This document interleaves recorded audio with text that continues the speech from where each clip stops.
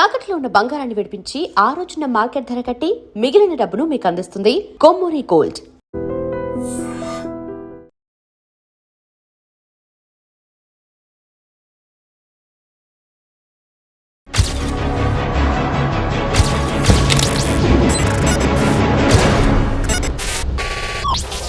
అసలు జంతన్ సర్కార్ మాజీ ప్రెసిడెంట్ ఆవిడే ఈ వారం మన గెస్ట్. పేరు సోని అలియాస్ గంగా.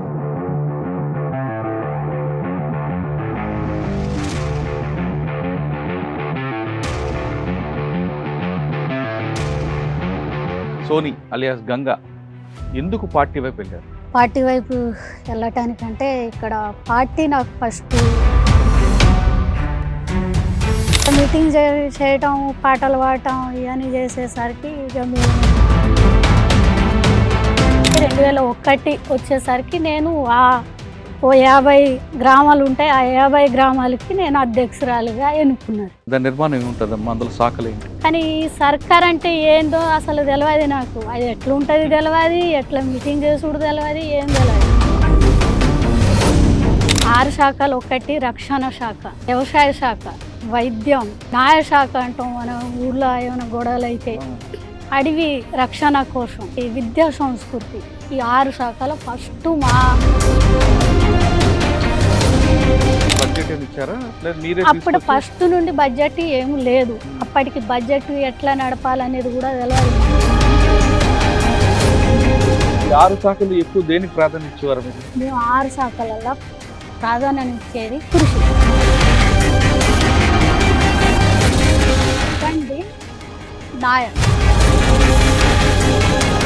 స్టార్టింగ్ అప్పుడు 5 లక్షలతో ప్రారంభమైంది జంతన్ సర్కార్. అది కోట్లాది రూపాయల వరకు ఎలాగెళ్ళింది? జోన్ జంతన సర్కారు 2008లో నిర్మాణం అయింది. రోజుకొకసారి దీని అనుభవాలు, మనం ఈ చెరువు కట్టాలి, ఇక్కడ సిమెంట్ వేయాలి, ఈ అవసరం. ఇదంతా ఆడిటింగ్ ఉంటుందా, లేదు మనమే నమ్మకంగానే జరుగుతుందా?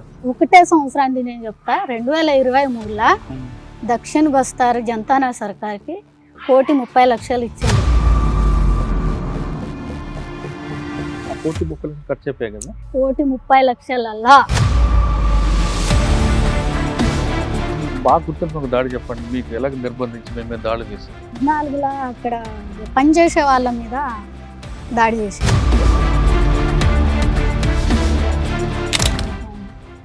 ఇక ఈ పారిపోయే టైంలో అంత నిర్బంధం వచ్చిన ఈ జంతన్ సార్ ఎలా నడిపించుకొచ్చారు? అది చెప్తే ఎట్లా నడిపించామని మాకే అర్థం కాకుండా సర్కారు నడిపించే టైంలోనే అటు సల్వాజూడు వచ్చింది. సల్వాజూడు వచ్చి కానీ దండకారణలో ఎప్పుడైనా ఎన్నికలు జరిగితే కనీసం బుల్లెట్ సౌండ్ లేకుండా మాత్రం ఎప్పుడు ప్రసన్న జరగలేదు. ఎందుకు? అంటే అది పార్టీ తీసుకున్నది నిర్ణయం గనక అది మేమే చేసామని కాదు. పార్టీ మావోయిస్ట్ పార్టీ పూర్తిగా సాయుధ పోరాటం అంటుంది. మరి ఇద్దరి మధ్యన కొంచెం గ్యాప్ వస్తుంది. ఆ గ్యాప్ని ఎప్పుడైనా తప్పు అని వాళ్ళని కానీ లేదా రైట్ అని మీరండం కానీ జరిగిందేమన్నా వాదోపాదాలు? వాదాలు అంటే దీంట్లో మేము కింద పనిచేసేటోళ్ళము, అంటే ఏం పెద్ద వాదన మేము చేయలేదు. తుపాకుతోటి రోజు దాడే చేద్దామని ఏం లేదు, ఎక్కడ రాసలేదు కానీ జరిగేవి కదా. కాల్పులు జరిగినాయి. ఆ కాల్పులు ఎలాంటి ప్రతి దాడి చేసినప్పుడు ఎక్కదాడులు జరిగినాయా, లేకుంటే పోలీస్ క్యాంపులలో పోయి దాడి చేసినాయి ఎన్ని అయ్యి? వాళ్ళు మనుషులే, మనం మనుషులేం కదా. మన మధ్య రక్తపాతాలు ఎందుకు? రక్తపాతాలు చేసిండు మావోయిస్టులే కాదు, ఫస్ట్ సృష్టించింది ప్రభుత్వమే. యుద్ధం అనేది పక్క దేశాలతో వస్తుంది తప్ప మనలో మనకు రాదు కదా. యుద్ధం అనేది రాదు. మేము కావాలని చేసింది లేదు. ఇక్కడికి నేను 2012లో 8 తారీఖున 26వ తారీఖు నాడు మేము మళ్ళీ దక్షిణకి వచ్చేటప్పుడు మా మీద దాడి జరిగింది. అప్పుడు నేను మీరు చెప్పిన పేరులో 2-3 తప్ప మిగతా అందరూ ఆయన అమరులయ్యారు. ఆ వార్త విన్నప్పుడు అనిపించింది? తట్టుకోలేను.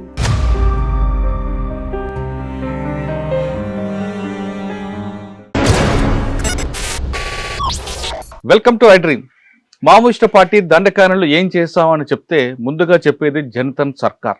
జనతన్ సర్కార్ ఏర్పాటు చేయడం కాకుండా అక్కడ ఆదివాసుల్లో అభివృద్ధి కోసం చాలా కృషి చేశాం, దానికోసం కోట్లాది రూపాయల బడ్జెట్ ఖర్చు పెట్టామంటూ వాళ్ళు చెప్తుంటారు. అసలు జనతన్ సర్కార్ ఎందుకు వచ్చింది, జనతన్ సర్కార్కి బడ్జెట్ ఎంత రూపకల్పన చేశారు, జనతన్ సర్కార్ చేసిన కార్యక్రమాలు ఏంటి, ఆ విషయాలను తెలుసుకోవాలంటే అసలు జనతన్ సర్కార్ మాజీ ప్రెసిడెంట్ ఆవిడే ఈ వారం మన గెస్ట్. పేరు సోను అలియాస్ గంగా. ఛత్తీస్గఢ్ సుక్మా జిల్లా చెందిన గంగా గారు దండకారణలో చాలా కాలం పాటు పనిచేశారు. ఇటీవల సరెండర్లో ఆవిడ కూడా వచ్చారు. అసలు ఛత్తీస్గఢ్లో దండకార్యాలు ముఖ్యంగా జనతన్ సర్కార్ ఎలాంటి కార్యక్రమాలు చేపట్టింది, దానివల్ల ఆదివాసీలకి ఎలాంటి డెవలప్మెంట్ వచ్చాయి, ముఖ్యంగా మహిళలు నిర్వహించే బ్యాంకులు ఎలాగుంటే, మహిళలు నిర్వహించిన శాఖలు ఏ విధంగా ఉన్న విషయాన్ని గంగా అలియాస్ సోని నడి తెలుసుకున్నాం. అమ్మ నమస్తే. నమస్తే. సోని అలియాస్ గంగా దండకార్యంలో జనతన్ సర్కార్ మాజీ ప్రెసిడెంట్. ఇంకా గట్టిగా చెప్పాలంటే ముప్పాల లక్ష్మణరావు అలియాస్ గణపతి గారికి ఇష్టమైన వ్యక్తి మీరు. అసలు జనతన్ సర్కార్ పెట్టాలని ఆలోచన ఎందుకు వచ్చింది, పెట్టిన తర్వాత అందులో ఎలాంటి కార్యక్రమాలు చేశారు, అంటే కేవలం వ్యవసాయమైనా, స్కూల్ నడపడమైనా, ఇంకేమైనా చేసేవారా? అసలు మీకు పార్టీలకు వెళ్ళిన తర్వాత జనతన్ సర్కార్ ప్రెసిడెంట్గా అవ్వాలని ఎవరు తీర్మానం చేశారు, ఆ కార్యక్రమం గురించి చెప్పే ముందు సోని అలియాస్ గంగా ఎందుకు పార్టీ వైపు వెళ్ళారు? పార్టీ వైపు వెళ్ళటానికంటే ఇక్కడ పార్టీ నాకు ఫస్ట్ నేను చిన్నప్పటి నుండే పరిచయం. అంటే ఊళ్ళోకి వచ్చి మీటింగ్ చేసుడు. ఏ ఊరమ్మా? మాది ధర్మపెంట, సుక్మా డిస్టిక్. ధర్మపెంట మా ఊరు.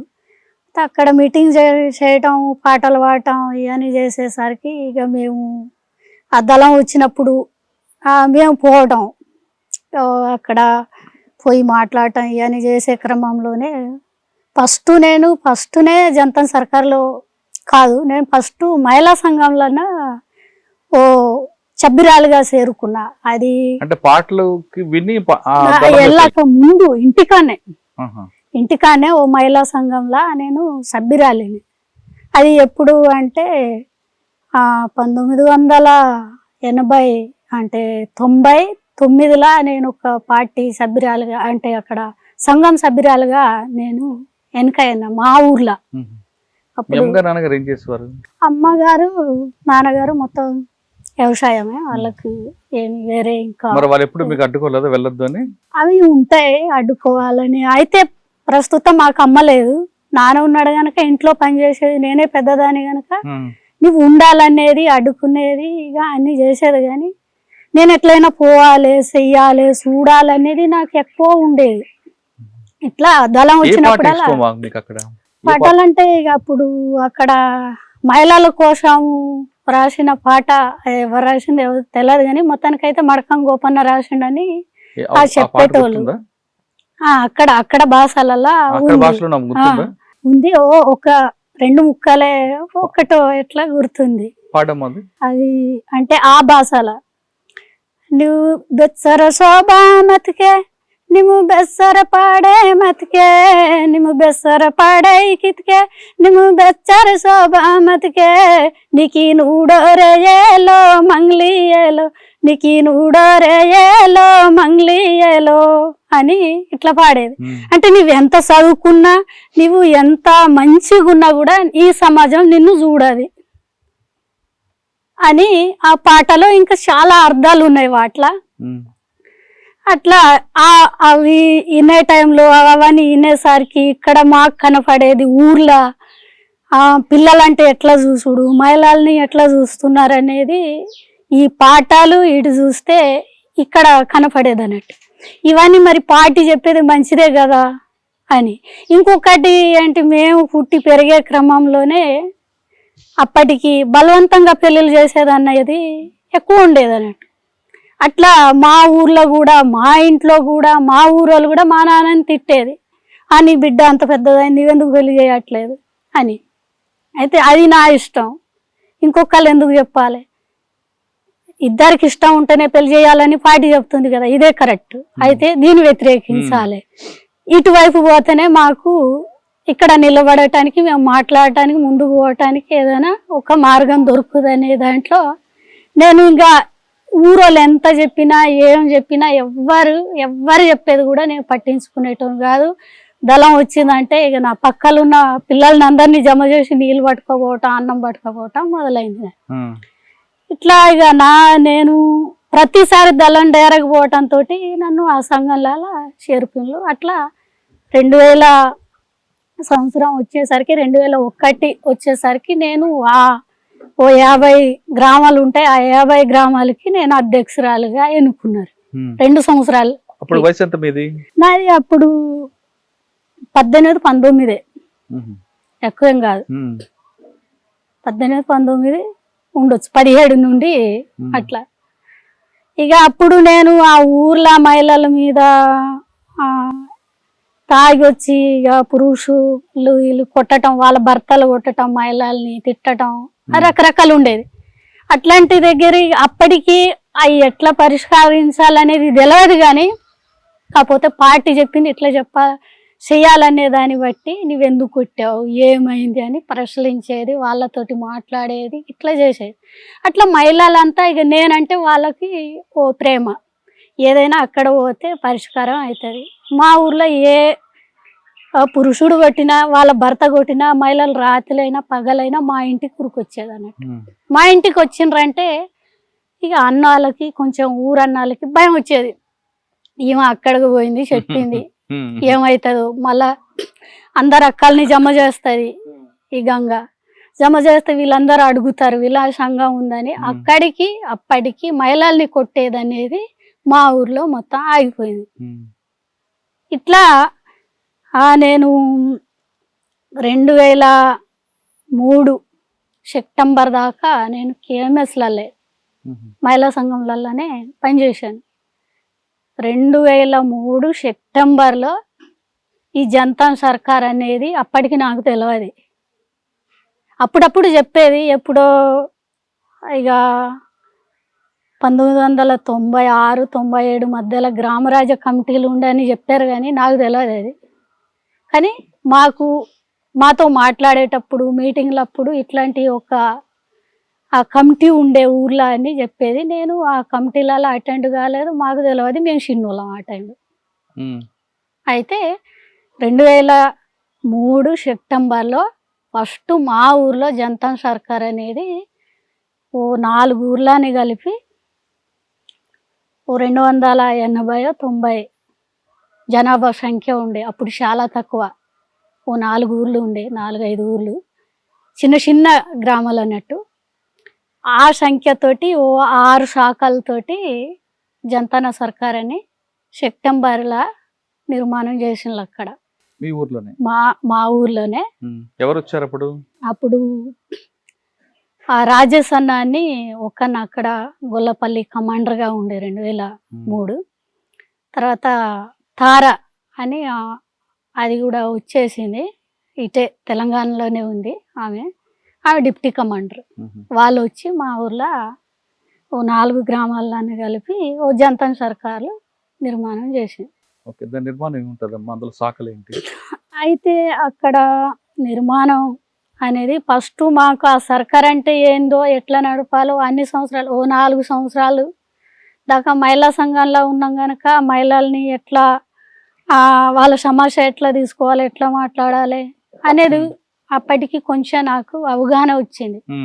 కానీ ఈ సర్కార్ అంటే ఏందో అసలు తెలియదు నాకు, అది ఎట్లుంటుంది తెలియదు, ఎట్లా మీటింగ్ చేసుడు తెలియదు, ఏం తెలియదు. అయితే ఓ 6 శాఖలని చెప్పిండ్రు. 6 శాఖలు. ఒకటి రక్షణ శాఖ, రెండోది ఇక వ్యవసాయ శాఖ, ఇక మూడోది వైద్యం, ఇక 4వది న్యాయశాఖ అంటాం మన ఊర్లో ఏమైనా గొడవలు అయితే, 5వది ఇక అడవి రక్షణ కోసం, 6వది విద్యా సంస్కృతి స్కూల్ కోసం. ఈ 6 శాఖలు ఫస్ట్ మా పంచాయతీ అని చెప్తారు దాన్ని, జనతా సర్కార్లో ఓ 5-6 ఊర్లు ఉన్న పంచాయతీ అని చెప్పేటోళ్ళు. గట్లా అది ఈ 6 శాఖలతోటి ఫస్ట్ మా గ్రామంలో అది నిర్మాణం అయింది. దానికి ఫస్ట్ నేను అధ్యక్షుడు. ఓకే, 6 శాఖలకి ఒక్కొక్క శాఖ ఒక్కొక్క ప్రెసిడెంట్ ఉంటారా? 6 శాఖలకి మీరే ప్రెసిడెంట్? అట్లా కాదు, ఒక్కొక్క దానికి ఒక్కొక్కరు ఉంటారు. దాంట్లో ఇప్పుడు 6 శాఖలు ఉన్నాయంటే అధ్యక్షు ఎవరైతే ఉంటారో ప్రెసిడెంట్ ఉండేవాళ్ళు రిలీవ్ ఉంటారు, వాళ్ళకి శాఖ ఉండదు. ఈ 6 శాఖలకు 6 ఉంటారు ప్రెసిడెంట్ తో 7తో ఆ కమిటీ స్టార్ట్ అయింది. స్టార్ట్ అయింది. 7 శాఖలకు 7 కలిపి బడ్జెట్ ఏమి ఇచ్చారా, లేదు మీరే అప్పుడు ఫస్ట్ నుండి బడ్జెట్ ఏమి లేదు. అప్పటికి బడ్జెట్ ఎట్లా నడపాలనేది కూడా తెలియదు మాకు. అసలు బడ్జెట్ అవసరమా అనేది కూడా తెలియదు ఆ టైంలో, 2003. ఏం చేసుడు అనేది కూడా తెలియదు గనక మమ్మల్ని అట్లా పెట్టిళ్ళు. మీటింగ్ ఎట్లా చేసుడు అంటే మాకు ఆ మహిళా సంఘం మీటింగ్ ఉంది గనక మరి ఇది కూడా అట్లనే చేసుడేమో, ఎట్లా చేసుడు అనేది కొంచెం మేము అడిగేటోళ్ళం అన్నట్టు. అంటే ఓ నెల రోజులకు ఒక్కసారి మీరు మీటింగ్ చేయాలి, మీటింగ్ చేస్తే మరి ఏ విషయంలో మీటింగ్ చేసుకోవాలి అంటే ఇక అక్కడ ఈ న్యాయశాఖ వీళ్ళు న్యాయశాఖ బాధ్యత ఉన్నవాళ్ళు ఆ శాఖ అధ్యక్షులు వాళ్ళు చేసే పని ఏమంటే ఆ 4 గ్రామాలలో ఎవరైనా మధ్యలో కుటుంబాల మధ్యలో గొడవలు వస్తే ఇక లేకుండా మహిళల్ని అప్పటికి కూడా కొన్ని ఉండే కొట్టడం తిట్టడం అనేది ఇట్లాంటివి ఉంటే ఇక దగ్గర ఉన్న భూములు సరిహద్దులు అంటే వాళ్ళ మధ్యలో వచ్చే గొడవలు ఇట్లాంటివి పరిష్కారం చేసేది, మాట్లాడేది కూడా వాళ్ళు. ఇక మిగతాది అప్పటికి ఇక అడవి కోశ అంటే ఇక అడవి కూడా ఏం చేసుడు ఎంత అవసరమో అంత ఎవరికి అవసరం అనేది అడిగి ఆ కర్రలు తీసుకోవాలి, మనం నిర్ణయించుకొని కర్రలు తీసుకోవాలి.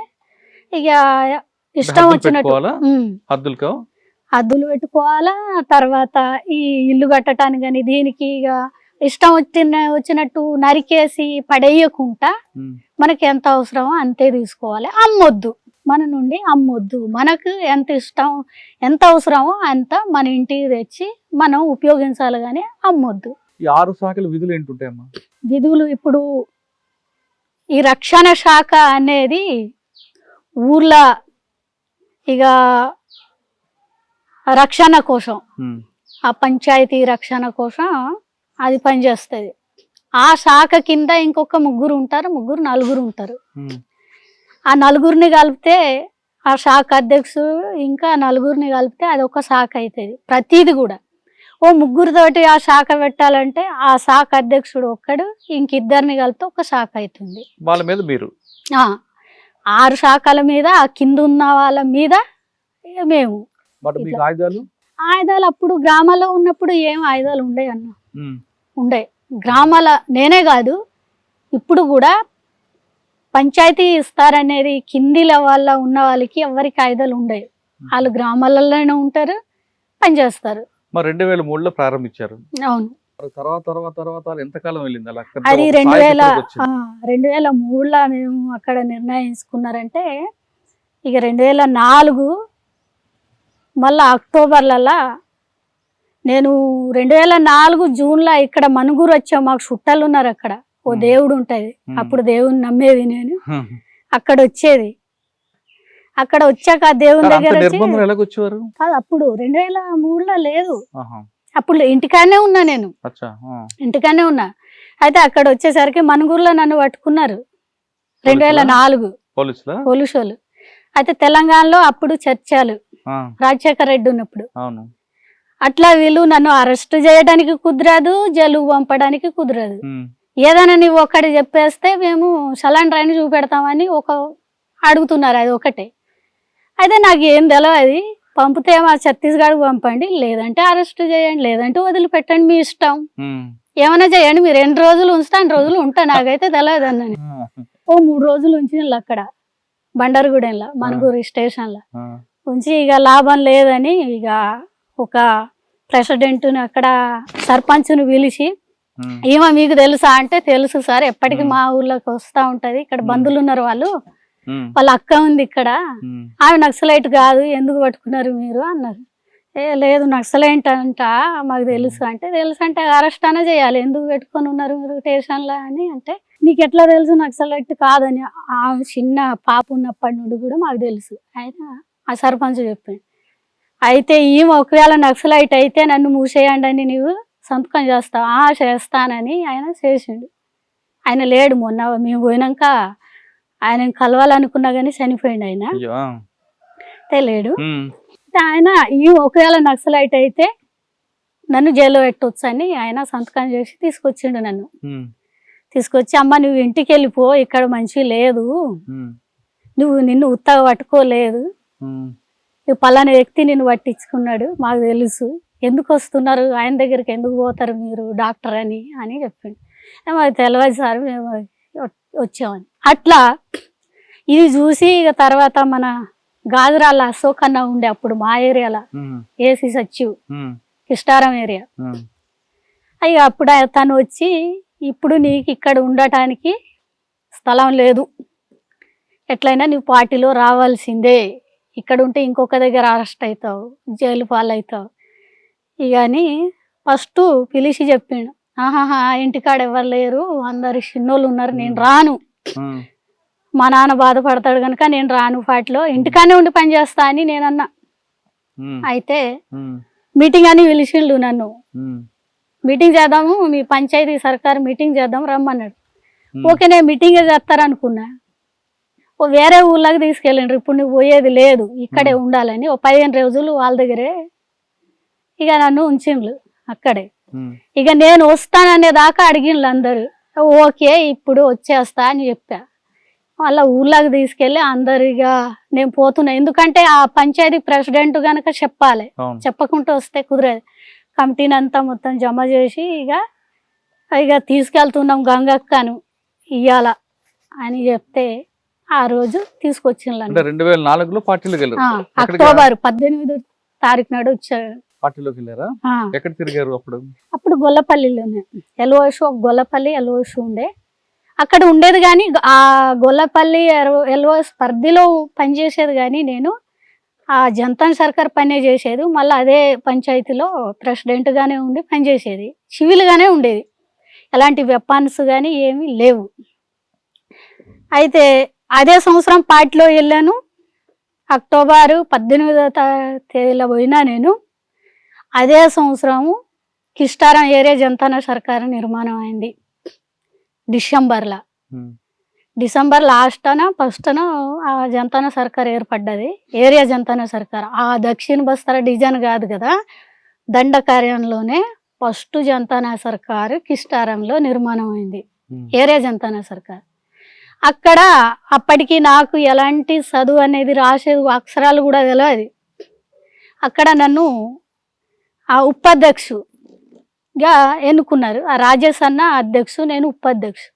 నేను అక్కడ ఒకటే మొండికేశాను, ఈ సర్కార్ అంటే ఏదో నాకు తెలియదు, నాకేదో ఆ మహిళా సంఘం ఇవ్వండి అది పనిచేస్తా, కానీ ఇది ఏంది ఎట్లా అసలు ఏమీ అర్థం కావట్లేదు. మళ్ళీ తీసుకొచ్చిండ్రు, ఇంత పెద్ద ఒక ఏరియాని తిరగాలని పెడుతున్నారు, ఇది నా వల్ల కాదని ఇక నేను అస్సలు ఒప్పుకోలేదు. 3 రోజులు పట్టింది, ఆ సభ అంతా అయిపోతుంది, ఎన్నుకునే టైం వచ్చింది. ఇక రామన్న నాతో ప్రత్యేకంగా కూర్చున్నాడు, 2 గంటలు పట్టింది నన్ను ఒప్పించడానికి. అమరుడైన రామన్న, నేనుంటా, నీకేం అవసరం ఉన్నా నేను నేర్పుతా, నేను చెప్తా, నువ్వు చెయ్యగలవు, నువ్వు చేస్తావని మాకు నమ్మకం ఉంది అని 2 గంటల సేపు నాతో మాట్లాడి ఒప్పించండి. ఓకే మీరు ఎట్లా చెప్పిండ్రు అట్లా నాకు నేర్పకపోతే నేను ఉండాను, మధ్యలో కూడా నేను ఉండానని చెప్తా అని చెప్పా. అయితే ఆఖరికి ఎన్నుకున్నారు అక్కడ. ఇక అందరు మెజారిటీ కూడా ఒప్పుకున్నారు నన్ను. అంటే రామన్న మీకు బాగా ఒప్పించారు. రామన్న ఒప్పించిన తర్వాత ఇంకా అంతే, ఇక ఓటింగ్ ఉంటుంది అక్కడ కూడా. ఇట్లా ఈ పలాను కామ్రేడ్స్ ను ఇక ఎన్నుకోవాలని అనుకుంటున్నా, ఫస్ట్ కదా ఎన్నుకోవటం ఎట్లా అనేది కూడా తెలియదు ఆ టైంలో అని చెప్పేసరికి ఇక అందరూ ఓటింగ్ వేసిండ్రు. ఓటింగ్ అంటే ఇక మనం ఈ ఓటింగ్ కాకుండా అక్కడ ఇట్లా కామ్రేడ్ గా ఇక చెయ్యి ఇట్లా వస్తే అవి లెక్క పెడతారు అన్నట్టు, ఎన్ని ఓటింగ్లు వచ్చేది, ఎంతమంది ఓటు వేయలేదని లెక్క వేసుకుంటారు. అట్లా ఓటింగ్ వేసిండ్రు, మెజారిటీ అందరూ ఓకే అని ఓటింగ్ వేసిండ్రు. అక్కడ అప్పటికి ఫస్ట్ 300 సంఖ్య వచ్చింది ఎన్నుకోవటానికి, ఆ ఏరియా సర్కార్ ఆ కమిటీని ఎన్నుకోవటానికి. అంటే 300 మంది మెజారిటీతో గెలిచారు. గెలిచిన తర్వాత ఎక్కడ పెట్టారు ఫస్ట్? అప్పుడు అక్కడ కిష్టారంలోనే ఆ ఏరియా సర్కారు ఉప ప్రెసిడెంట్గా నేనున్నా, రాజేష్ అన్న ప్రెసిడెంట్గా ఉన్నాడు. అంటే 6 శాఖలు కూడా అప్పుడే అప్పుడు ఉన్నాయి 6 శాఖలు కూడా ఉన్నాయి అక్కడ. మళ్ళీ ఏరియాలో కూడా ఉన్నాయి అవి 6 శాఖలు. ఏం తీర్మానించారమ్మా మొదటిసారి? అక్కడ మొదటిసారి అప్పటికి నాకు రాసేది ఇది కూడా తెలియదు గనక ఓ 5 లక్షలు ఇచ్చిండ్రు అప్పుడు ఆ ఏరియా ప్రభుత్వాన్ని నడిపించడానికి ఏరియా వ్యాప్తంగా. అయితే అప్పటికి ఆ రాజేష్ అన్న కమాండర్ గనక ఆయనకు కూడా సర్కార్ అంటే ఎట్లా నడిపించాలనేది కూడా తెలియదు, నాకు తెలియదు. అట్లా ఆ 5 లక్షలు ఎట్లా ఇచ్చినాయి అట్లనే ఉన్నాయి. ఓ సంవత్సరం అయిపోయింది, 2005 అయిపోయింది, మొత్తం ఆ సంవత్సరం అయిపోయింది. అయిపోయిన తర్వాత మళ్ళీ ఈ అశోక్ అన్న ఆ సర్కారు మీటింగ్ చేసిండు అన్నట్టు 2005 లాస్ట్ డిసెంబర్లో.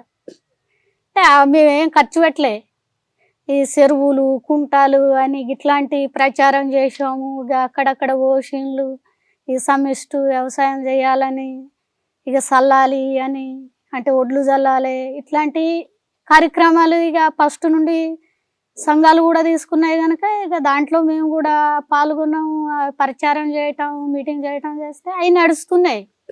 అప్పటికి డబ్బులతో డబ్బులు ఇస్తేనే పని చేస్తాం అనే అవసరం ఏమీ లేదు.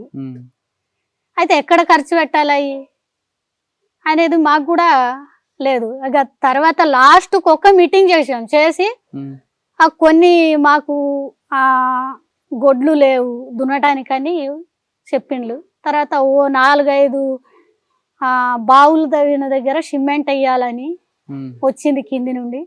వాటిని బట్టి ఓ 2 లక్షలు తీసి ఓ 1 లక్ష గొడ్ల కోసం ఇచ్చాము. ఓ తూములు కానీ సిమెంట్ కోసం ఓ 1 లక్ష రూపాయలు పంచిపెట్టే 3 లక్షలు అట్లనే ఉండే. 2 లక్షల రూపాయలు ఎవరు కొనుక్కొచ్చారు? బయటికి వెళ్ళి గ్రామాల వాళ్ళగా ఉంటారు.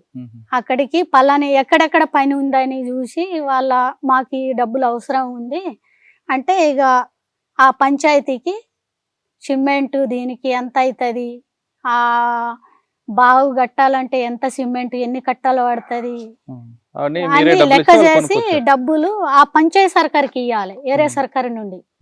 మనం డైరెక్ట్ మళ్ళీ పోయి ఇచ్చుడు ఉండదు. పోయి ఆ పంచాయతీ సర్కార్కి ఇస్తే ఆ పంచాయతీ సర్కారు వాళ్ళు మీటింగ్ చేసి ఆ డబ్బులు మేము ఇచ్చినవి అన్ని ఉన్నాయా లేవా మేము రాసి ఇస్తాం. ఇన్ని ఉన్నాయి మీకు, ఓ 30,000 వచ్చాయా లేకుంటే 50,000 వచ్చాయని రాసి పెడతాం అక్కడ. కానీ మరి మీరు ఇచ్చారు కదా, గవర్నమెంట్ ఇవ్వలేదా అప్పుడు? ఏ గవర్నమెంట్? మేమే గవర్నమెంట్. ఛత్తీస్గఢ్ గవర్నమెంట్ అప్పటికి లేదు, అప్పటికి ఎలాంటిది లేదు అక్కడ, ఎలాంటిది లేదు. అది కూడా చెప్తా నేను తర్వాత అయిపోయినాక. ఈ జనతన సర్కారు పార్టీ నిర్మాణం సంఘాల నిర్మాణం కాకముందు ఆ ఏరియాలో ఎన్ని బావులు ఉండే ఎన్ని చెరువులు ఉన్నాయని కూడా చెప్పగలను. సరే, మీరు 2004లో ప్రారంభించారు, ఆశకు వచ్చారు, చూసారు, అక్కడ ప్రజలు ఆదరించారు మిమ్మల్ని. అప్పటికి ఇక సంఘాలు అన్ని గ్రామాలు ఉన్నాయి. మొత్తం ఆ ఏరియాలో కిష్టారం ఏరియాలో 15 పంచాయతీ సర్కార్లో ఉండే. 15 పంచాయతీ సర్కార్ల కింద పంచాయతీలు సర్కార్ల నిర్మాణం అయిన తర్వాత ఏరియా జనతాన సర్కారు నిర్మాణం అయింది. అది మొత్తం ఏరియా వ్యాప్తంగా 21,000 సిల్లారు జనం సంఖ్య. అంటే కిష్టారం స్టార్ట్ అయింది, అలా అలా పెరుగుకుంటూ వచ్చింది. ఎక్కువ ఏమి దీంట్లో ఉంది? ఎంత మంది వచ్చారు అప్పుడు? 21,000 మంది వచ్చారు. జనాభా సంఖ్య అంత ఉంటది ఏరియా మొత్తంగా. ఎన్నుకోవటం సమయంలో దండకార్యం మొత్తం జనతా సర్కార్ పెట్టడానికి ఎంతకాలం పట్టింది? పట్టింది అంటే అటు ఉత్తర వైపు ఏ టైంలో పెట్టిండ్లు అనేది నాకు తెలియదు. నేను ఇక్కడ దాకా అయితే చెప్పగలను. అక్కడ 6 శాఖలు ఎక్కువ దేనికి ప్రాధాన్యత ఇచ్చేవారు మీరు? మేము 6 శాఖలలో ప్రాధాన్యం ఇచ్చేది కృషి. అప్పటికి ఆ టైం ఫస్ట్ టైంలో కూడా కృషి శాఖ, సెకండ్ది న్యాయం, పంచులు అలా గొడవలు న్యాయం చేసుడు, ఇక మూడోది ఆ అడవి రక్షణ అవసరాలు, ఏది అవసరం ఏది ఎన్ని కొట్టుకోవాలి ఎన్ని నరకాలి ఏది అనేది. తర్వాత ఇంకా ఇక మూడోది నాలుగోది వచ్చేసరికి ఈ స్కూల్ సంస్కృతి అనేది. అప్పటికి స్కూల్ నడపడానికి అక్కడ చదువుకున్న వాళ్ళు చాలా తక్కువ గనక ఆ టీచర్లు దొరికేది కాదు మేము పెట్టడానికి వేయడానికి అక్కడ. అయితే కేవలం సంస్కృతి పరంగా ఎలాంటి అక్కడ ఉన్న ఆదివాసీలలో ఉన్న సంస్కృతులు కొంత మంచిగా ఉన్నాయి, కొన్ని కొంచెం అక్కడ సమాజానికి ఉపయోగపడని కూడా ఉన్నాయి. అది ఏది మంచిది ఏది చెడ్డది అనేది దాని జనానికి చెప్పడం, ఇది మనం ఉపయోగించదలసింది, ఇది మనకు అవసరం లేదు, మీరు ఆలోచించండి. పండగలు కూడా ఎక్కువ చేసేది, ఎక్కువ రోజులు చేసేది, ఒక్క రోజులు 1 గంటకు అయిపోయేదాన్ని 3 రోజులు చేయడం, టైం వేస్ట్ అయిపోతుంది అని. ఇవన్నీ మొత్తము దీనికి ఇంత టైం ఉంటే అవుతుంది. పెళ్ళి ఇప్పుడు మురియా సముదాయాన్ని వాళ్ళ దగ్గర ఒక్క పెళ్లి చేయాలంటే వారం రోజులు పట్టేది. అది అంత కాదు, మీరు ఒక 7 రోజులు తీసుకునే దగ్గర ఒక 3 రోజులు తీసుకోండి. ఇట్లా మనకు రోజులు కలిసి వస్తే పని వ్యవసాయం కానీ వాళ్ళ వాళ్ళ చేయడానికి ఆచారాలకు వ్యతిరేకంగా కొన్ని కార్యక్రమాలకు వాళ్ళు ఇబ్బంది పడతారు కదా, పడరు. అటు చెప్పలేదు, వాటికి కొంతమంది అటు ఆ, చెప్తారు కదా. అడ్డు చెప్పేది ఎవరు అంటే అడ్డం వచ్చేది అక్కడ ఊర్లో ఏమంటారు, అది పూజారులు ఉంటారు, ఉమ్, వాళ్ళే అడ్డం వస్తారు. ఉమ్, మిగతా జనం వాటికి చాలా మంది వ్యతిరేకంగా ఉంటారు. ఎందుకంటే 7 రోజులు ఒక పెళ్లి, 8 రోజుల దాకా తాగుకుంటే తిరుగుతుంటే ఉంటే మరి పని ఉంటది కదా. ఆ. కాదమ్మా, సాధారణంగా వ్యవసాయం మీద ఎక్కువ ప్రాధాన్యత ఇస్తారు కదా, మరి మీరేంటి రివర్స్ లో వచ్చారు మేము అక్కడ? మేము రివాసు రాలేదు, అక్కడ ఫస్ట్ జొన్నలు చల్లేది ఉమ్, మా ఊర్లో కూడా. మేము పెద్ద అయ్యేదాకా ఉమ్, చెప్పాలంటే 2010 దాకా కూడా ఎక్కువ జొన్నలు చల్లేది మా ఊర్లో. నూగులు కందులు గివే జొన్నలు. అయితే మేము అక్కడ అంతకు ముందు ఫస్ట్ పార్టీ పోయిన తర్వాత ఎక్కడ చెరువులు లేవు, కుంటలు లేవు. పార్టీ పోయినాక ఉమ్, అక్కడ ఫస్ట్ సంఘాలు ఏర్పాటు చేసి, తర్వాత ఫారెస్ట్ వాళ్ళు అక్కడ ఒక్క కట్టె కూడా ముట్టనిచ్చేది కాదు ఉమ్, ఆ టైంలో. వాళ్ళతోటి పంచాయతీలు పెట్టి, ఊరు జనంతో వాళ్ళతోటి పంచాయతీలు పెట్టేసరికి వాళ్ళు వెళ్ళిపోయిండు ఉమ్, సిటీలకు. తర్వాత ఫస్ట్ నినాదం అడిగొట్టండి పొలం చేయండి అని ఫస్ట్ నినాదం మేము ఇంత ఉన్నప్పుడు. ఉమ్, అప్పటికి తినేది లేదు, అడిగి పండ్లే సేకరించి తినుడు. వాళ్ళ దగ్గర ఏమైనా పని చేస్తే అక్కడ బియ్యం ఇస్తే తీసుకొచ్చి తినడం తప్ప అది మీ చల్లే బాల్యం తక్కువే. గురించి చెప్తున్నారు ఆ. జనతా సర్కార్. అదే అక్కడ మొదలైంది. అప్పుడు చెరువులు కుంటాలు ఇట్లాంటి ఓషన్లు గనక ఈ చల్లటం అనేది ఒడ్లు వండించేది అనేది వచ్చింది, అక్కడ మొదలైంది. దాని కానీ అప్పటికే మీరు చెరువులు కుంటలు చెక్ డ్యాములు పెట్టుకుని నేర్పుతున్నారు మంచిదే. కానీ అప్పటికి వ్యవసాయం అనేది టెక్నాలజీ ఎంటర్ అయింది. మీరు కేవలం దండకారు వరకు ఉండిపోయారు, కానీ బయట చుట్టుపక్కల తీసుకుంటే టెక్నాలజీ వచ్చింది. తొందరగా వ్యవసాయం చేయడం, సంవత్సరాలు 2 పంటలు పండించడం, అది కూడా కమర్షియల్ చేయడం, ఇవన్నీ నేర్పారు వాళ్ళకి. 2 పంటలు పండాలంటే నీళ్ళు ఉండాలి. ఇక్కడ 2 పంటలు పండుతున్నాయంటే కరెంట్ ఉంది. మరి కరెంట్ అవసరం కదా, మరి కరెంట్ కోసం కాదు కదా, బోరింగ్ కోసం చుట్టూ తిరిగింది. ఫస్ట్ అక్కడ బోరింగ్ కావాలని, తర్వాత బావులు కావాలని మేము కూడా పోయినాం ధర్నా కోసం కుంట. నేను కూడా పోయినా, మాకు బావు కావాలి, బోరింగ్ కావాలి, చెరువు కావాలని. ఎవరు పోయలే అప్పుడు కరెంటే అంటే మీ దగ్గరకు వస్తే మీరు అడ్డుకుంటారు కదా. అడ్డుకున్నది ఎప్పుడు జనతా సర్కార్, జనతా సర్కారు నిర్మాణం అయినాక, ఇక్కడ చెరువులు బావులు తవ్వినాక అప్పుడు మేము పోస్తాం అన్నప్పుడు మేమే చేస్తామని చెప్పింది మొత్తం కరెక్ట్. అంతకు ముందు అయితే ఎలాంటి బావి లేదు, ఎలాంటిది మేము ఇది పెడతామని కూడా లేదు. అప్పటికి సోలార్ తో వాడేవారు కదా మీరు. సోలార్ తర్వాత వచ్చింది, సోలార్ చాలా తర్వాత. అది ఎప్పుడు సోలార్ సిస్టమ్ 2003, అది కూడా బిజాపూర్ జిల్లాలలో వచ్చింది. అది జోగి ముఖ్యమంత్రి ఉన్నప్పుడు, ఆయన కొద్ది కాలమే ఉన్నాడు, అప్పుడు వచ్చింది. కానీ ఆ సోలార్ సిస్టమ్ అప్పటికి వెలుతురు కోసమే, పంట పండించడానికి కాదు. ఆ సోలార్ సిస్టమ్ నేను మీ జనతా సర్కార్లో కొన్ని స్కూల్స్కి వచ్చా, మీరు కట్టిన భవనాలు అన్నాం కానీ ఆ రూములు చాలా స్ట్రాంగ్గా పక్కాగా ఇప్పుడు కూడా ఉన్నాయి. అంటే అంత పక్కా నిర్మాణం ఎలా చేసుకొచ్చారు? అంటే మీ దగ్గర అప్పటికే ప్లాన్ ఉందా ఏమైనా? అది ప్లాన్ మాది కాదు, జనంది. చాలా చక్కగా వెదురు బొంగులతో స్ట్రాంగ్ గా కట్టారు కదా. అది దళం చేసిన ప్లాన్ కాదు, నేను చేసిన ప్లాన్ కాదు, జనం చేసిన ప్లాన్. వాళ్ళు ఎట్లా కడితే మంచిగా ఉంటుంది, ఎక్కువ రోజులు ఎట్లా ఉండాలనేది అది కట్టిండ్రు. అదే కాకుండా ఫస్ట్ స్కూల్ నిర్మాణం చేసే టైంలో మన రామన్న చాచారి ఉంది, సావిత్రక్క వాళ్ళ ఊర్లో ఒక బంగ్లం కట్టిండ్రు మంచి. అది ఇప్పుడు కూడా ఉంది. స్కూల్ టీచర్ ఎవరు వచ్చేవారు మీకు? టీచర్లు అంటే అప్పటికి చాలా ఇబ్బంది అన్న టీచర్లు పెట్టేది. ఇక్కడ టీచర్లే లేరు, చదువే లేదు అప్పటికి. పార్టీ వచ్చే ఆ ముందు టైంలో అయితే చదువు లేదు అక్కడ. అట్లా ఈ టీచర్లు దొరికేది కాదు మాకు. 2006-7లో కూడా అంత పెద్దగా ఎవరు దొరికేది కాదు. మరి ఏం చేసేవారు పిల్లలకి? దూరం నుండి చాలా మందిని తీసుకొచ్చాం. ఎక్కడ ఆ మురియా సముదాయ వాళ్ళ కొంచెం ఆ దగ్గర సిటీకి దగ్గర ఉంటారు, సుకుమా దంతెవాడ అటు దగ్గర ఉంటారు కదా, అక్కడ నుండి కొంతమందిని మేము మాట్లాడి తీసుకొచ్చాం. మా వాళ్ళకి జీతాలు ఇచ్చేవారా? ఇచ్చేవాళ్ళంటే వాళ్ళకు భూమి ఇచ్చిండ్రు. ఓ 3గురికి మేమే పెళ్లిళ్ళు చేసాం. టీచర్లకా? ఎందుకంటే వాళ్ళు ఇక్కడ పాఠాలు చెప్పాలి కనుక కుంటలు పోయించాం, భూమి ఇచ్చాం.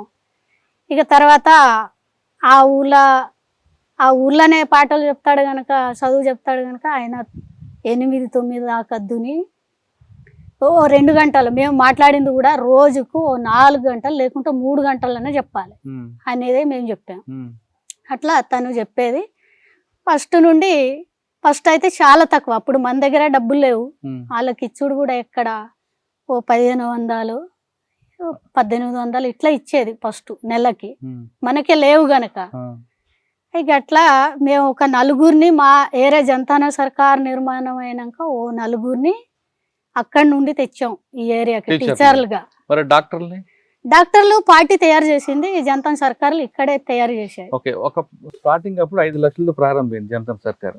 అది కోట్లాది రూపాయల వరకు ఎలాగెళ్ళింది? తర్వాత దానికి ఇక బడ్జెట్ జోను జనతానా సర్కారు 2008లో నిర్మాణం అయింది. జోను అంటే డీకే వ్యాప్తంగా. అక్కడ దీనికి ఇక పని కింద వెళ్ళేసరికి ఇక రోజుకొకతార దీని అనుభవాలు, మనం ఈ చెరువు కట్టాలి, ఇక్కడ సిమెంట్ వేయాలి, ఈ అవసరం ఉంది, ఇక జైలుకి వెళ్ళే వాళ్ళు ఉన్నారు, ఒకళ్ళకి ఇల్లు కావాలి, గొడ్లు కొనాలి, ఇట్లాంటి అవసరాలు వచ్చేది. అప్పుడు మేము కూడా పార్టీకి ప్రపోజల్ చేసేది అన్నట్టు, నోట్ చేసి ఈ ఏరియాకి ఇంత అవసరం ఇదంతా మీరే నోట్ చేసి ప్రపోజల్ చేసేది. అది ఓ 4 నెలలకు ముందే చేయాలి, అట్లా చేసేది. ఇట్లా చేస్తే ఇక మేము 1 కోటి రూపాయలు అడిగిన రోజు ప్రపోజల్ చేసినప్పుడు అక్కడ ఉంటే ఆ రాష్ట్ర కమిటీ దగ్గర ఉంటేనేమో 1 కోటి ఇచ్చేది. లేదు అక్కడ బడ్జెట్ లేదంటే ఓ 80 లక్షలు లేకుంటే 60 లక్షలు కూడా ఇచ్చేది ఓ డిజైన్కి. అవి వచ్చి మళ్ళీ కింద అన్ని శాఖలకి పంపిణీ చేయాలి. ఇట్లా ఇదంతా క్యాష్ ఇచ్చేవారా? కేసేనన్నా. లేదు గోల్డ్ ఇచ్చేవారా? గోల్డ్ లేదు, నేనైతే గోల్డ్ చూసింది కూడా లేదు. గోల్డ్ అంటాండ్రు కానీ నేను గోల్డ్ చూసింది లేదు. క్యాష్ ఇచ్చిన తర్వాత మీరు కింద డివిజన్లు అందరికి లెక్కలు ఇస్తారు కదా, పంచుతారు కదా, అదంతా కూడా రాసుకుంటారా? రాసుకుంటాం. ఈ రాసుకున్న తర్వాత ఇదంతా ఆడిటింగ్ ఉంటుందా, లేదు మన మీద నమ్మకంతో జరుగుతుందా? కాదు, మొత్తం అది ఇప్పుడు ఉదాహరణగా మాకు ఒకటే సంవత్సరానికి నేను చెప్తా. 2023లో దక్షిణ బస్తార్ జనతానా సర్కార్కి 1,30,00,000 ఇచ్చిండ్రు. 1 సంవత్సరానికి చెప్తున్నా. మన దేవ్జీ గారు చెప్పిందేమో 2016 జోన్ వ్యాప్తంగా 2 కోట్లు. అప్పుడు ఆయన ఆ మీటింగ్ లో అటెండ్ అయ్యిండు కనుక 2 కోట్లు గుర్తున్నాయి. తర్వాత 2023లో ఎవరు ఇచ్చారు మీకు 1,30,00,000? ఇక జోన్ జనతానా సర్కార్ నుండి ఇక తీర్మానం అయింది కనుక మేము 1,40,00,000 పెట్టాం మాకు అవసరం అని. ఈ దేనికి ఎంత అవసరం అని రాసి కూడా ఇచ్చాం మేము. అయితే ఇక అంత లేవు గనక 1,30,00,000 తీసుకోవాలని 1 కోటి అక్కడి నుండి పంపిండ్రు. ఎక్కడి నుండి? ఆ జోన్ నుండి అంటే ఇక ఆ జోన్లలో ఉండాయి, ఆ డివిజన్లలో అక్కడక్కడ ఉంటాయి గనక ఎక్కడి నుండి ఎక్కడ తీసుకోవాలి, ఇక జెడ్సీ నుండి ఇటు ఇస్తారు మాకు. అట్లా ఇక 30 లక్షలు డివిజన్ నుండే ఆ బడ్జెట్ నుండే ఇచ్చేసిండ్రు. అట్లా మాకు 1,30,00,000 ఇచ్చిండ్రు. ఆ 1,30,00,000 ఖర్చు అయిపోయాయి కదా. 1,30,00,000 ఎంత 60 లక్షల దాకా మన కృషి దానికే, మేము వ్యవసాయానికే ప్రాధాన్యత ఇచ్చాం. 60 లక్షల దాకా, 60-70 లక్షల దాకా కూడా దీనికే. మిగతా 60 ఇక స్కూలు, వైద్యం, తర్వాత ఈ ట్రాక్టర్లు ఇవన్నీ ఉన్నాయి. ఆ ఏరియాకు 1 ట్రాక్టర్ ఉంటుంది, ఆయిల్ ఇంజను. ఇక తర్వాత ప్రభుత్వం పెట్టిన బోరింగ్లు అవన్నీ పాడైపోయినాయి. ఎన్నో సార్లు చుట్టూ తిరిగిండ్లు అవన్నీ తేవాలని, వాళ్ళు వచ్చుడు లేదు పెట్టుడు లేదు కనుక ఆ రిపేరింగ్ చేయడానికి ఓ 10 లక్షలు డివిజన్ మొత్తం రిపేరింగ్ కోసం, బోరింగ్ రిపేరింగ్, ఆ సిమెంట్ పెట్టడం, ఆ పైపులు తేయడం కోసం 10 లక్షలు ఒక సంవత్సరం కేటాయించాం. అదే సంవత్సరం. ఎందుకంటే ఇదంతా కూడా ఆడిటింగ్ చేస్తారా లేదంటే మనమే ప్రతి సత్తు తీసుకుంటాం అక్కడ. దీని నుండి ఎంత శాతం దేనికి అనేది అవునమ్మా, మీరు రాసిస్తారు అకౌంట్ లో 70 లక్షలు కృషి, 30 లక్షలు, 10 లక్షలు రిపేర్లు, ఇవన్నీ రాస్తారు. అట్లా తీస్తారు కదా. 1,30,00,000కి మీరు ఖర్చులు చూపించాలి, అంతే కదా. 1,30,00,000 ఖర్చుల్ని ఎవరైనా మీకన్నా పై వాళ్ళు చూస్తారా లేదు మీరు చెప్పిందే వేదమా? అట్లేం ఉండదు, చూస్తారు పై వాళ్ళు. ఎవరు పై వాళ్ళు చూసేది? ఇప్పుడు సుజాత అక్క ఉండే మా దగ్గర, మాకు పై తర్వాత డివిజన్ సచివ్ చూస్తాడు. ప్రతి డివిజన్లలో డివిజన్ సెక్రటరీ ఉంటాడు కదా, పార్టీ సెక్రటరీ, ఆయన ఆ మీటింగ్ లో అటెండ్ అవుతాడు, ఈ అకౌంట్ చూస్తాడు. అక్కడ ఏమైనా హెచ్చు తగ్గులు వచ్చినా కూడా చర్చ ఉంటది. ఓ 10 పైసలు తక్కువనా, ఓ రూపాయి తక్కువనా ఎందుకు పోయిందని దానికి రాసి తేవాలి. కొంతమంది అదే డబ్బులు బయట అనుకోండి, నేను పార్టీ గురించి అనట్లేదు, కొంత కమిషన్ కక్కుర్తి పడుతుంటారు, అటువంటి జరుగుతుంటాయా? ఒక్క రూపాయి కూడా తీసుకో. ఇప్పుడు డివిజన్ సర్కార్ నుండి పలానా ఏరియాకి దీనికి ఇన్ని లక్షలని పంపిస్తాం. ఆ ఏరియా సర్కార్ మీటింగ్ అయ్యి ఏ గ్రామ పంచాయతీకి పోవాలో అనేది వాళ్ళు అక్కడ ఆ పంచాయతీ సర్కార్ మీటింగ్ చేసి ఇస్తారు. ఇప్పుడు మేము లెక్క పెట్టింది ఏరే సర్కార్లలో లెక్క పెడతారు, మళ్ళా అవి ఉన్నాయా లేవా అని, ఇక్కడ రాసింది కరెక్ట్ ఉందా లేదా అని అక్కడ లెక్క పెట్టి వాళ్ళు మళ్ళా కింది గ్రామాలకు పంచుతారు. అవి పంచాయతీ జంతన సర్కార్కి పోతాయి, ఆ కమిటీ లెక్క పెడతది అవి కరెక్ట్ ఉన్నాయా లేవా అని లెక్క పెట్టి అప్పుడు ఆ పనికి ఇస్తారు. సరే, మీరు ప్రభుత్వం లేకుండా సమాంతర ప్రభుత్వం నడిపారు, కానీ ప్రభుత్వం బయట నుంచి మీకు నిర్బంధం పెట్టింది, మిమ్మల్ని ఇన్ని రకాలకు ఇబ్బంది పెట్టాలి, అన్ని రకాలు పెట్టింది. అంత నిర్బంధం మధ్యన ఈ జనతా సార్ ఎలా నడిపించుకొచ్చారు? అది చెప్తే ఎట్లా నడిపించామని మాకే అర్థం కాకుండా అవుతుంది. అయితే ఎన్నో దాడులు, ఈ ప్రభుత్వం ఒక పక్క జనతాన సర్కారు నడిపించే టైంలోనే అటు సల్వాజూడు వచ్చింది. సల్వాజూడు వచ్చి ఒక పక్క ఇల్లుగా కాలబెట్టుడు, సంపుడు, ఇదని చేసుడు, అదంతా ఉన్నా కూడా ఈ జనాన్ని ఇటాటు ఉరికిన పారిపోయిన వాళ్ళనంతా జమ చేసుడు. మీకు బాగా గుర్తుండిపోయిన దాడి చెప్పండి, మీకు ఎలా నిర్బంధించి మేము మీద దాడులు చేశారు? సల్వార్ జూడం కానీ లేదా ప్రభుత్వం వైపు నుంచి కానీ? జనతాన సర్కారు మీద దాడి చేసేది అంటే మాకు బాగా గుర్తుండిపోయేది 2016లలో అక్కడ ఈ భూమి సంతాలింగ్ అని పేరు పెట్టి భూమి సమానం చేసే ఓ కార్యక్రమం తీసుకున్నాం, పార్టీ తీసుకున్నది, దాన్ని మేము అమలు చేస్తున్నాం. అప్పుడు అక్కడ భూమి సమానం చేసే టైంలో ఆ బూర్లంక అని ఒక పంచాయతీ, ఒక ఊరు ఉంది. బూర్లంక అని ఊరుంది. అక్కడ జనం అంతా ఒకటే దగ్గర వండి తినడం, పని చేయడం చేసేది. అప్పటికే 2016లో అక్కడ 16 కాదు 14లో అక్కడ పనిచేసే వాళ్ళ మీద దాడి చేసిండు. అప్పుడు ఇక చాలా మందికి ఇక తూటాలు అయితే బుల్లెట్లు పడలేదు కానీ రాళ్ళ మీద పడటం, ఇక ఈ పారిపోయే టైంలో అప్పుడు గాయాలైనవి చాలా మందికి జనాలు. దాని ప్రతిదాడి మీరు ఏం చేశారు? అప్పుడేం చేయలేదు, తర్వాత చేశారు. మేము అక్కడ మేము సివిల్ గానే ఉండే అప్పుడు కూడా. అయితే నా ఇద్దరి దగ్గర వెపన్ ఉంది, సివిల్ గా ఉండి మేము ముందే పోయినాం, చెప్పి వచ్చాము. అక్కడ దాడి జరిగింది. అక్కడ దాడి జరిగిన తర్వాత మేము మళ్ళీ మా డేరాకి వచ్చాము కనుక వాళ్ళు ఇటు వస్తారని తెలియదు, మళ్ళీ డేరా మీద దాడి అయింది. దాడి అయినాక అక్కడ వాగు ఉంటుంది, చిన్న కెడవాలని ఒక ఊరు, జనవారులని అది వాగు ఉంది. ఆ వాగులలో పెద్ద మడుగులు ఉన్నాయి. ఇటు ఒక్క దగ్గర మేమున్న దగ్గరే దాటవలసింది, మిగతా ఎక్కడ కాదు, చాలా దూరం నుండి దాటాలి. అయితే వాళ్ళ అవతల ఒడ్డు నుండి వాళ్ళు కొట్టిండ్రు, మేము ఇవతల ఒడ్డు నుండి మేము కొట్టి ఎటుకెళ్ళాము, అటు వెళ్ళిపోయినాం.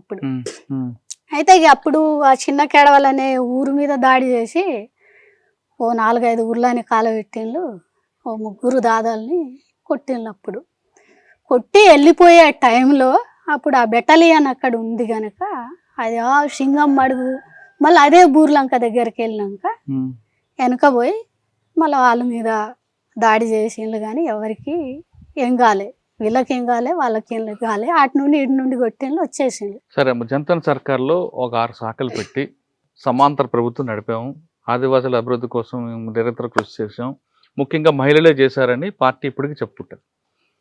కానీ ఆ పెట్టినవన్నీ తప్పట్టట్లేదు, కానీ దానివల్ల కొన్ని నష్టాలు జరిగాయి అనేది కొన్ని ప్రభుత్వం లెక్కలు చెప్తారు. ముఖ్యంగా విద్య 8వ క్లాస్ వరకు మీరు చెప్తారు, 8 తర్వాత ఆయన పట్టణాలకు దగ్గరలో సిటీకు వెళ్ళాలి. జనతా సర్కార్లో 8వ క్లాస్ చదువుకున్న సర్టిఫికేట్ ఇస్తే ప్రభుత్వం ఆమోదించదు, 9వ క్లాస్కి అనుమతి లేదు. తిరిగి మళ్ళీ అబ్బాయి కానీ అమ్మాయి కానీ మళ్ళీ తిరిగి 1వ క్లాస్లో జాయిన్ అవ్వాలి. ఈ 8 సంవత్సరాలు మీరు చెప్పిన చదువు అంతా కూడా వృధా. కానీ బాగా చదవనిచ్చు, ఇంగ్లీష్ మాట్లాడచ్చు అన్నీ, కానీ ప్రభుత్వం అనుమతించదు ఒకటి.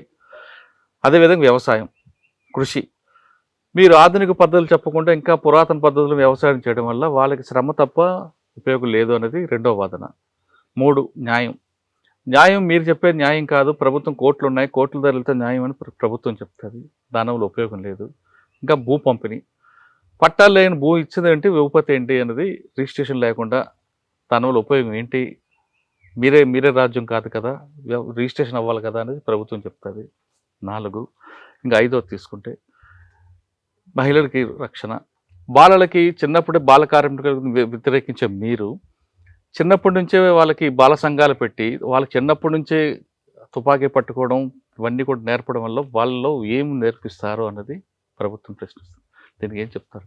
దీనికి బాలల సంఘం అంటేనే అది తుపాకులు పట్టే సంఘం కాదు. కానీ మీరు నూరు పోస్తుంటారు కదా. నూరు పోసేది అక్కడ ఏంటి అంటే షెడ్డు అలవాటు నేర్చుకోవద్దు. షెడ్డు అలవాటు ఏంటి? చెప్పండి. తాగొద్దు. అక్కడ ఎన్నో రకాల సారా మందు దొరుకుతుంది. అక్కడ అమ్మ నాన్నలు కూడా తాగుతారు కనుక వీళ్ళకి కూడా అలవాటు చేస్తారు. సారా తాగొద్దు. తర్వాత సుట్ట ఇట్లాంటి తాగొద్దు. సారా తాగొద్దని మీరు చెప్తారు కానీ ఇప్పుడు కూడా ఆదివాసులు విప్ప సారా అవును తాగుతారు. తాగుతున్నారని వదిలిపెట్టాం కదా. వాళ్ళకి శిక్షించారా? తాగుతున్నారని వదిలిపెట్టాం మనం. ఇప్పుడు కూడా మన పిల్లల్ని వదిలిపెడితే వాళ్ళు తాగుతున్నారు కదా అని వదిలిపెడితే వాళ్ళు తాగుతారు కదా. అంటే వాళ్ళకి చెడు అలవాట్లు పోవద్దు నేర్పారు మీరు. చెడు అలవాట్లలో పోవద్దు అనేది ఒక్కటి వాళ్ళకి చెప్పేది. అప్పటికి స్కూల్ లేవు కానీ ఎక్కడన్నా టీచర్ని తెచ్చి అప్పటికే పార్టీ స్కూల్ కావాలని నేర్పారు. కానీ వాళ్ళు ఇంకా పై చదువులు చదవాలంటే మీ చెప్తాను, అది కూడా చెప్తాను నేను ఎట్లా చదివించాము. వాళ్ళు పై చదువులా కూడా ఇప్పుడు కూడా ఇక్కడ చదువుకొని అక్కడ చదివి వాళ్ళు కూడా ఇప్పుడు జాబులు చేస్తున్నారు అనేది కూడా తెలుసు మాకు. అలాంటిది కూడా ఉంది. అది కాదు, ఇప్పుడు బాలల సంఘం గురించే చెప్తున్నాను. మీ దగ్గర చదువుకునే పిల్లలు బయట స్కూల్ కన్నా గవర్నమెంట్ స్కూల్ కన్నా ప్రైవేట్ స్కూల్ కన్నా మంచి విజ్ఞానవంతులే, అందులో ఏ మాత్రం సందేశం లేదు. కానీ మీ సర్టిఫికేట్ బయట పనిచేయదు కదా, అటువంటి ఉపయోగం ఏంటి అని అదే ఆ ఉపయోగం నేను చెప్తా. ఇప్పుడు బాలల సంఘం అయితే వాళ్ళకు గన్నులు ఇచ్చుడో లేకుంటే అక్కడ పోయి కొట్లాడండి అని పోరాడండి అని ఏం ఉండదు. వాళ్ళు ఊర్లో స్కూల్ ఉంటే స్కూల్కి పోవాలి, నేర్చుకోవాలి. షెడ్ అలవాటు కావద్దు, నేర్చుకోవద్దు. అమ్మ నాన్నలు చెప్పిన మాట మనం వినాలి. ఉత్తగా ఎక్కడంటే అటు తిరగొద్దు. ఇవే వాళ్ళకి నేర్పింది. తుపాకు నేర్పింది లేదు, బాణం నేర్పింది లేదు. బాణం అంటే వాళ్ళకి ఫస్ట్ నుండే అలవాటు అమ్మ నాన్నలు నేర్పుతారు. ఇది వాళ్ళది. వాళ్ళకి ఏదో వేరే ఇంకా చెప్పింది అయితే పార్టీ చెప్పింది లేదు. నేను కూడా అట్లాగానే ఎదిగాను. సరే, బయటకు వచ్చాక వాళ్ళ పరిస్థితి ఏంటి? బయటికి 8వ క్లాస్ తర్వాత 10 తర్వాత ఇప్పుడు స్కూల్ దగ్గర వస్తున్నా. అయితే అప్పటికే అక్కడ ఏ ఒక్క టీచర్ ఫస్ట్ నుండి స్కూల్ గురించి చెప్పాలంటన్నా మొన్న ఎక్కడో ఏదో వీడియోలలో చూశాను. కరకంగూడెం వెళ్ళి ఇక్కడ నక్సలైట్లు ట్రైనింగ్ క్యాంప్ అని చెప్తున్నారు ఆశ్రమం దగ్గర. అక్కడ జేవూరుగుంట జనతా సర్కారు ఆశ్రమం, అది ట్రైనింగ్ క్యాంప్ కాదు. ఆ ఊరు దాదా కూడా మంచిగా చెప్పిండు. ఈ క్యాంపులు వచ్చిన కానుండి ఈ క్యాంపులు 2024లో క్యాంప్ వచ్చింది. అది పక్కన పెడదాం, స్కూల్ గురించి చెప్పండి. అదే చెప్తున్నా. వీళ్ళు వెళ్ళిపోయిండు, అప్పటి నుండి ఇది రద్దు అయిపోయింది అని ఆ దాదా చెప్పిండు. ఇక అక్కడ పోయిన ఆ మీడియా మిత్రులు ఇక దాని క్యాంపింగ్ అని ఏదేదో చెప్తున్నారు కనుక ఇక్కడ అప్పటికే పార్టీ జంతన సర్కార్కి చెప్పింది ఏంటి అవగాహన అంటే అప్పటికి అక్కడ చదువు లేదు కనుక వాళ్ళు కనీసం అక్షరాలన్నా నేర్చుకోవాలి, అక్షర జ్ఞానం అనేది రావాలి. అక్షర జ్ఞానం అన్న మనం ఎన్ని గ్రామాలకి ఎంతమందికి నేర్పగలమో అంతా మనం నేర్పితే బాగుంటుంది అనేదే పార్టీ మాకు ఇచ్చిన గైడెన్స్. దాన్ని బట్టి మేము ప్రచారం చేసాము, దాన్ని బట్టి మేము స్కూల్ నడిపాము. దీనికంటే ఇంకా ఫస్ట్ ఏంటి, మొత్తం ఆ స్కూళ్ళల్లో రండి మేమే చెప్తామని కాదు దీని అర్థం. ప్రతి ఇంట్లో అక్కడ ఏంటి స్కూల్ అనేది అవగాహన లేదు గనక మీ ఇంట్లో మీ పాపనైనా బాబునైనా మీరు హాస్టల్లో పెట్టండి. మరి హాస్టల్ ఎక్కడ ఎంత దూరం ఉన్నా మీరు తీసుకెళ్ళాలి, పెట్టాలి అని ఫస్ట్ జనాన్ని కన్విన్స్ చేసాం మేము. ఫస్ట్ మీరు పెట్టలేదా హాస్టల్స్? అప్పటికి పెట్టాం, స్కూల్ ఉన్నాయి కానీ మా ప్రతి గ్రామానికి ఉన్నా కూడా సాలయి కదా ఆ పిల్లలకి. కనీసం మధ్యాహ్న భోజనాలు పెట్టేవారు? అది పెట్టాము, చెప్తాము. అయితే గట్లా ఫస్ట్ వాళ్ళని విద్య గురించి ప్రోత్సహించాం అమ్మ నాన్నలని. అట్లా బయట కూడా పెట్టిండ్రు. ఇక దాంతో పాటు మేమేం చేసాము, స్కూల్ పెట్టాం.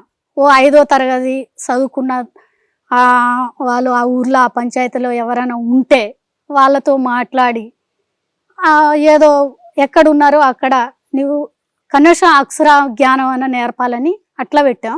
అట్లా ఊర్లో మొత్తం ఒక్క కిష్టారం ఏరియాలలోనే సలవాజుడు ఉన్నప్పుడే 21 స్కూల్ నడిచాయి, 21 గ్రామాలలో. సూపర్.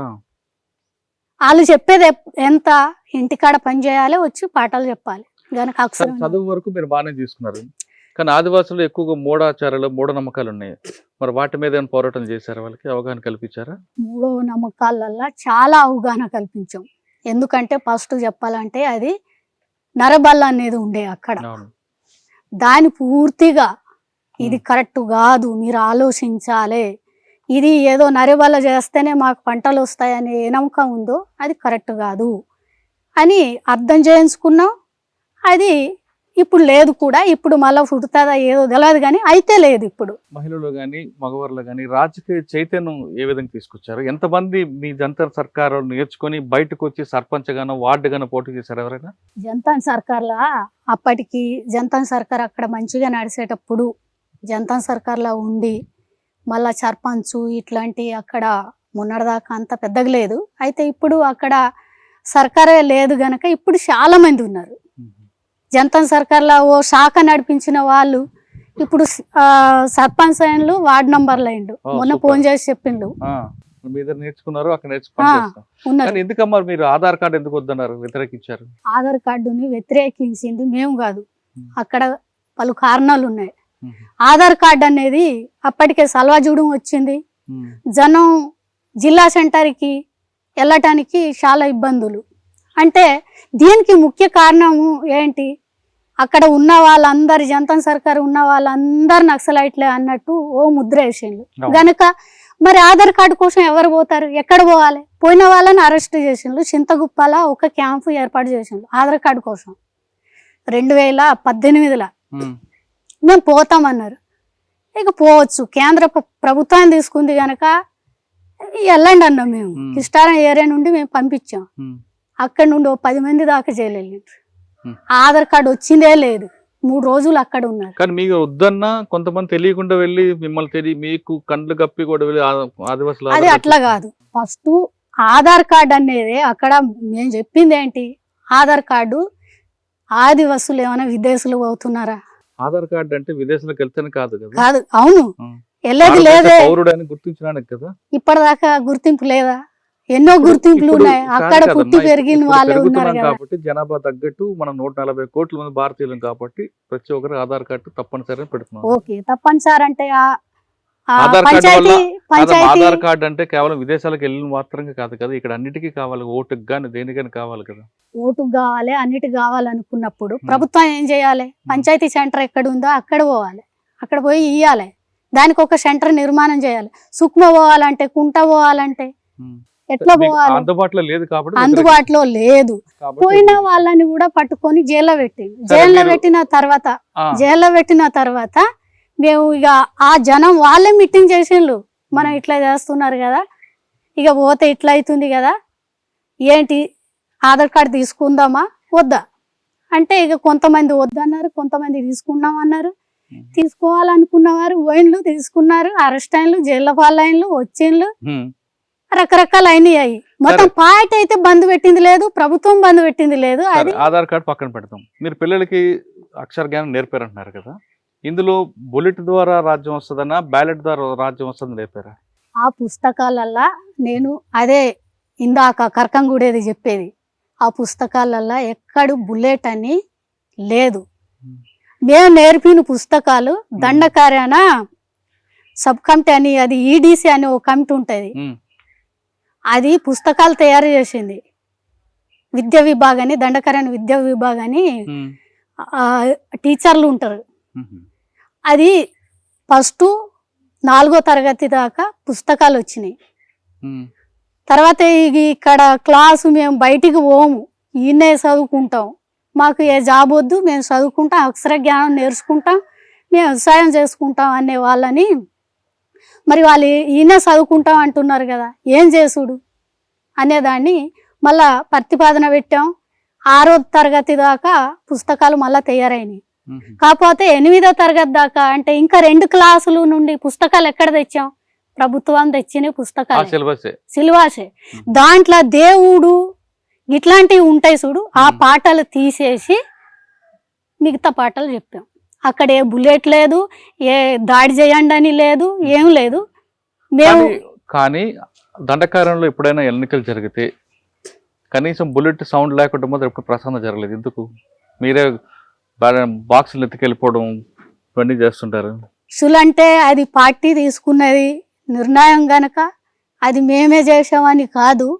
పార్టీ ఈ ఎన్నికల వ్యతిరేకంగా ఇది ప్రోగ్రాం తీసుకోవాలని పార్టీ నిర్ణయం గనక దాన్ని జనతా సర్కార్ కూడా పాటించవలసి వస్తుంది.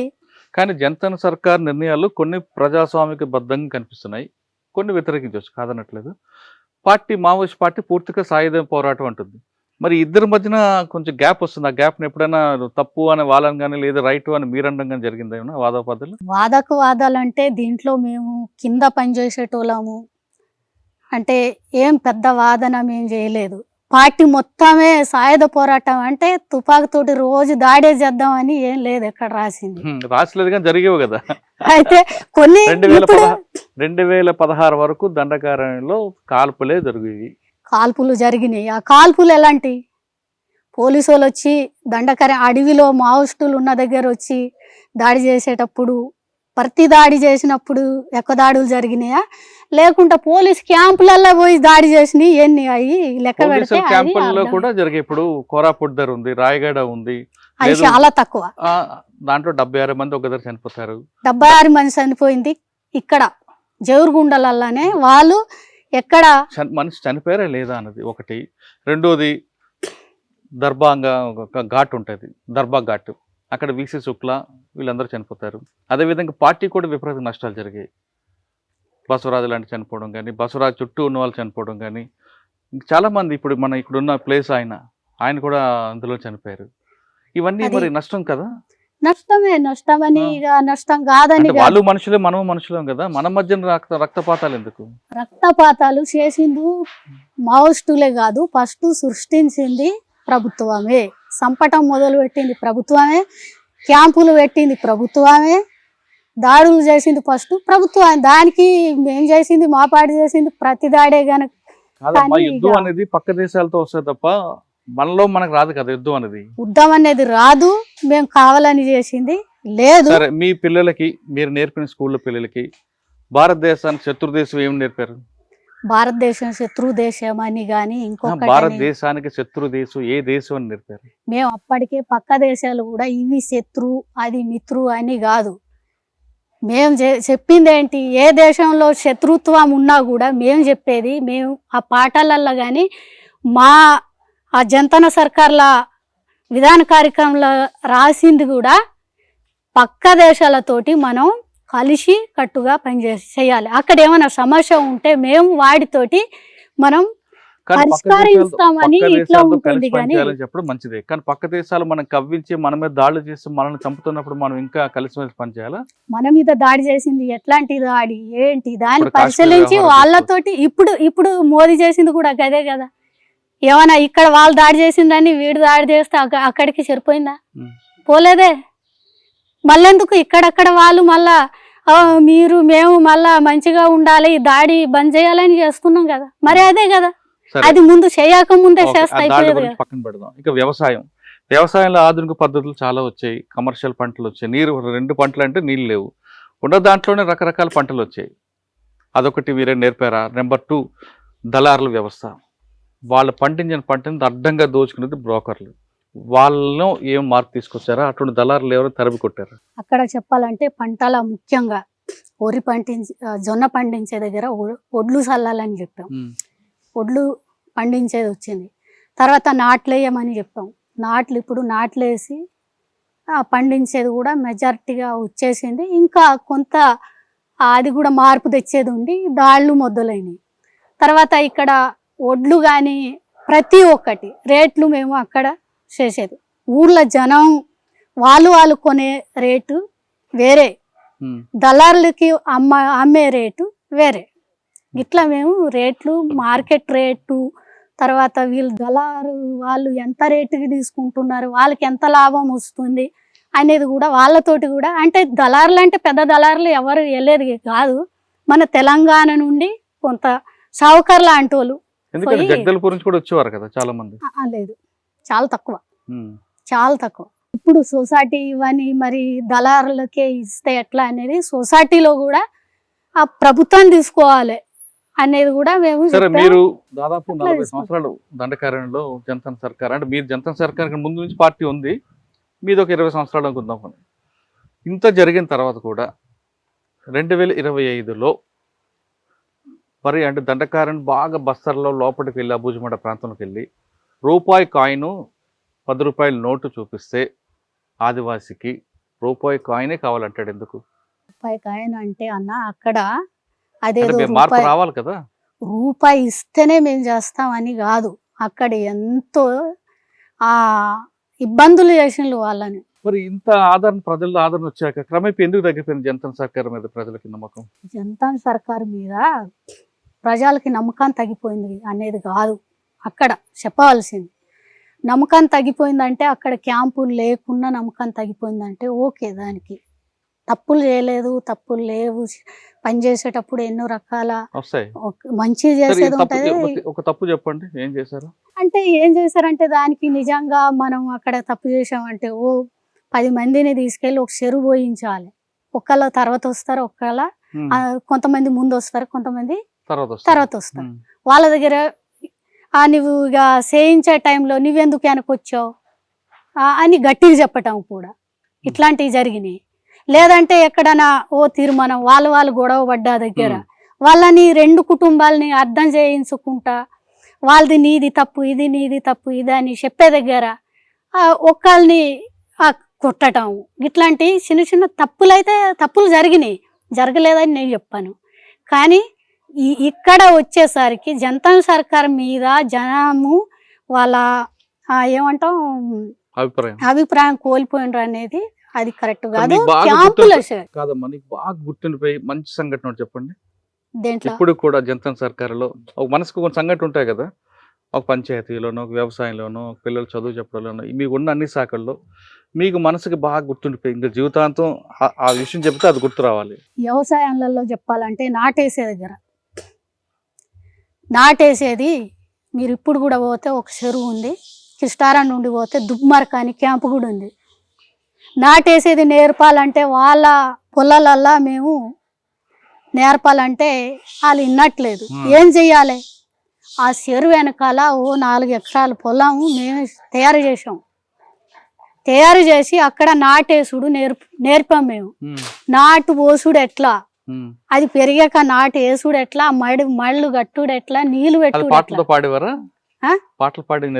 పాటలు ఏం పాడలేదు కానీ ఊరోళ్ళని జమ చేసి వాళ్ళ చేతులలో మేము దగ్గరుండి ఇక్కడ నాటేసే వాళ్ళని కొంతమందిని తీసుకెళ్ళి వాళ్ళని జమ చేసి వీళ్ళు నాటేసేటప్పుడు వాళ్ళు చూసి వాళ్ళు వేసుడు మొదలు పెట్టిండ్రు అది అక్కడ. బాగా గుర్తుంది అది బాగా గుర్తుంది.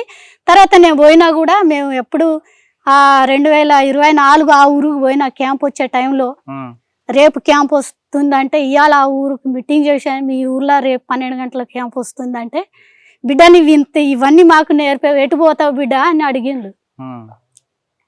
అది ఒకటి మేము వ్యవసాయం డెవలప్మెంట్ చేసే దగ్గర ఇట్లాంటి కార్యక్రమాలు తీసుకున్నాం.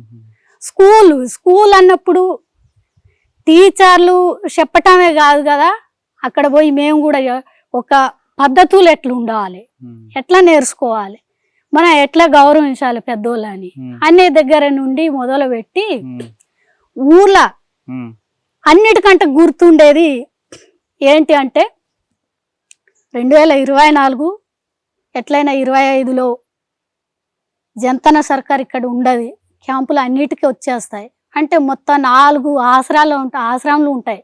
అప్పటికి అంతకు ముందు 7 ఉండే డివిజన్ మొత్తం. ఇక నిర్బంధం వచ్చిన కొద్దీ అవి క్రమంగా తగ్గిపోయినాయి. ఇక పిల్లల్ని కూడా మేము ఎక్కువ మందిని పెట్టుకోలేదు, దాడి చేసిన గనక 4 ఉండే 4 ఆశ్రమం పిల్లల్ని ఒకే చోట జమ చేసి వాళ్ళకు ఇక కార్యక్రమాలు పెట్టాం. లాస్ట్ ఆడుకునే ప్రోగ్రాం అంటే బాలివాలు, వాళ్ళు నాట్యం చేసుడు లాస్ట్ గనక అది చేసేసరికి వాళ్ళు లాస్ట్ వాళ్ళందరూ విడిపోయే టైంలో ఇట్లాగానే ఇన్ని సంవత్సరాలు చేసి ఉంటే బాగుండేదని ఇక వాళ్ళు ఇట్లా పట్టుకొని ఏడవటం, ఇక ఇవన్నీ చేసి లాస్ట్కు ఆ మిఠాయి తిని విడిపోయిన అన్నట్టు. అదొక బాగా మాకు గుర్తుండిపోయేది. సార్ జంతన్ సర్కార్ పక్కన పెడదాం కాసేపు. నిర్బంధం, ఒకవైపు దాడులు, ఒకవైపు ఎన్కౌంటర్లు, ఇవన్నీ చూస్తున్నప్పుడు ఏమనిపించిందమ్మా? మనం బయట పడతాం అనిపించిందా, లేదా ఇక్కడే మనం ప్రాణాలను కోల్పోతాం అనిపించింది?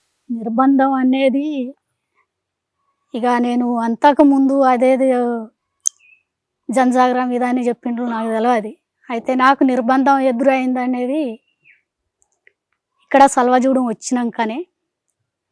ఇక మొట్టమొదటి మేము సల్వాజూడెం వచ్చినప్పుడు కూడా నేను అదే రోజు మా ఊరికి వచ్చి ఉంటేనే, ఆ రోజు మా ఊరు మీద దాడి చేసిండ్రు 2007 మార్చి 1వ తారీఖు నాడు. అదే రోజు మా ఇల్లు కాలబెట్టిండ్రు.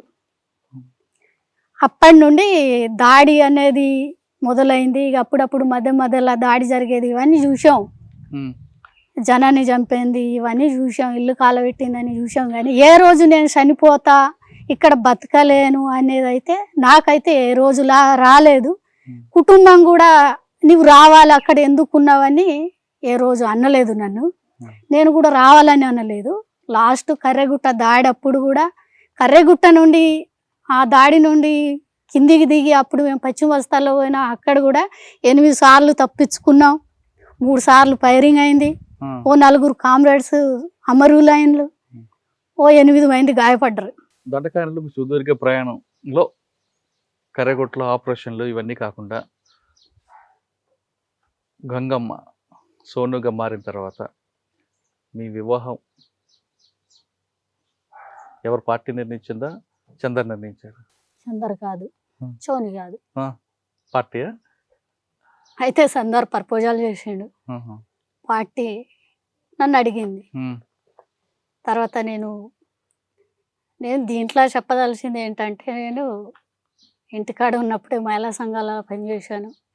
అసలు ఈ పెళ్ళే నాకు వద్దు, ఇది ఎట్లాంటి సమాజం, ఇట్లా మహిళలకి ఇంత ఇక రకరకాలుగా మహిళల్ని ఇబ్బంది చేసుడు ఉంది, అసలు ఎందుకు పెళ్ళి వద్దు అనుకున్నామే, మరి చంద్రను చూసుకున్నామ్మా చెప్తున్నా అని అనుకొని తర్వాత పార్టీలో పోయినప్పుడు కూడా నేను చాలా సంవత్సరాలు పెళ్లి నిర్ణయం దేనికి రాలే.